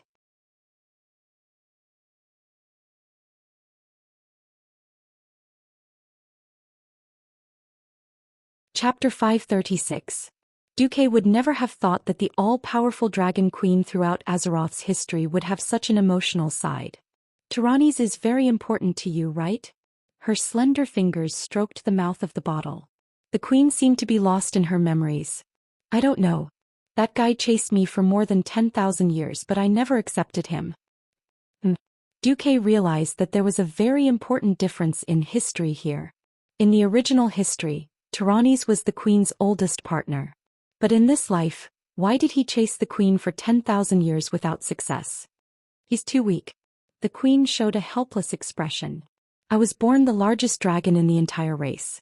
Once he tried to pounce on me half-heartedly, but I smacked him with my wings and broke 7 of his ribs. Duque was speechless. Once I deliberately held back and let him come closer. In the end I was careless and he broke another leg. Duque thought to himself, I understand why Tyrannies lived a short life now. At this point the queen took another big gulp of wine. But things like feelings don't only occur between males and females. It's like how humans keep pets. After a long time, there will always be a sense of kinship no matter what, right? Yes. Duque didn't say anything. He knew that what Xianxia needed the most right now was a listener, not someone to give her advice. 10,000 years. When I woke up from my sleep, the first thing I saw was his ugly face. The first thing I saw before I fell asleep was his face. He was weak, but he treated me so well that I have nothing to say. The queen took another sip of wine. But I enjoyed the praise of mortals and was called the giver of eternal life, but I couldn't cure his disease. No matter how much life force I inject into his body every morning, it will be completely devoured by the evil disease in his body the next day. Duque was silent. Why did it sound like cancer cells on Earth? When he realized that I couldn't take the torture anymore and was about to lose the protection of the dragon egg, he took the initiative to ask the beastmen to fight. I know that he wanted to end his own life. He wanted to die gloriously on the battlefield. This was his dream for the past 10,000 years. Now that he has chosen to die to atone for his sins, it can be considered a worthy death. Sigh. Duque sighed softly. At that moment the queen seemed to be a little drunk. She reached for the dimensional bag on her waist and took out the wrong thing several times. In the end she took out a platinum disc that was only 1/5 of its original size and threw it to Duque. This is the talisman you wanted. I convinced the 3 of them to modify it according to your request. When Duque saw this, his whole body shivered. Oh my god. They're really willing to cook for me. It's really worth it for me to sell my body and become an old man. I've been living in the wilderness, enduring the cold and wind. I've been hunted by giant dragons in the sky and I've been hiding from orcs on the ground. I've even had to play a mental game with Nesario. It's all worth it. Demon's soul. No, according to the system's prompt, this should be called Wrath of the Dragon. As Duque expected, the 4 dragon aspects failed to kill Nesario. The cunning Deathwing did not forget his instincts as an earth dragon. Under the joint pursuit of the 4 great dragons, he actually plunged headfirst into a huge volcano crater, desperately drilling into the high-temperature lava underground. Among the 4 dragons, Xianxia and Nozdormu could barely catch up. However, Isra and Maligos could not. 2 against 1, and fighting in the earth and lava that Nesario was familiar with, the 2 of them had no chance of winning, so they could only give up. In return for Duque's efforts in facilitating this incident, the 4 dragon aspects agreed to purify and transform the remaining demon's soul into an amulet specifically for the black dragon race. The system prompt was as follows. Demi-artifact, Wrath of the Dragon. This is a targeted demi-artifact modified by the 4 dragon aspects, excluding the earth dragon, Nesario. The original prototype of this demi-artifact was the Soul of the Dragon, that once shocked the universe and destroyed the entire Burning Legion fleet in one blow. After several modifications with most of its functions lost, it was transformed into a special demi-artifact for Duke Marcus. Wrath of the Dragon, Special Effect 1. Crisis Perception.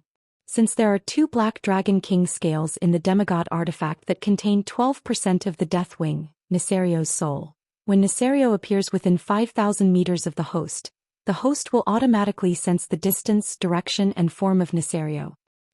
Wrath of the Dragon, Special Effect 2. Soul Punishment. Activating the divine power infused by the 4 dragon aspects can launch a mental attack that directly targets Nesario's soul.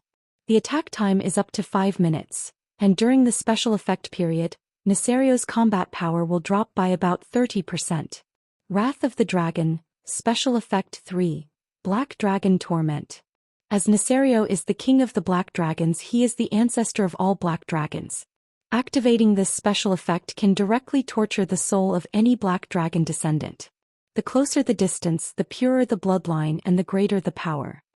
After reading these instructions, Duque was so elated that he wanted to hold Alexstrasza's face and kiss her a few times. He did not expect that she would come to him before he could even kiss her. Hey, it's time to replenish the life force that you've lost. I can't stand the sight of an old man like you. Let's talk about it. Why do you have to take off my shirt? Duque was shocked. However, he could not resist. She even wanted to drink the dragon's power potion to make herself extremely strong. This fellow did not need to drink any potions at all, because the fellow in front of him, who looked like a red-haired beauty, was actually a red dragon. To his dismay, Duque found himself stretched out on the bed. Then the queen merely leaned over his chest and licked him a few times, and he actually returned to his 17-year-old appearance, a handsome young man with short black hair. At this moment the atmosphere suddenly became a little strange. This was because the queen's hands were like iron pincers that gripped Duque's wrists. Well, in terms of strength, Duque was completely outclassed. The queen hiccuped. Now it seems that you're quite handsome too. Not knowing what the queen was up to, Duque feigned civility. Yes, although my classmates don't admit it, my mother always says that I'm handsome. I'm sleepy. The queen yawned. For some reason, this action of hers was very feminine. Well, there's a strange feeling that you're tuning in to the Zhou Xian's Legacy YouTube channel. Don't forget to subscribe and join us on this journey to catch the most captivating stories.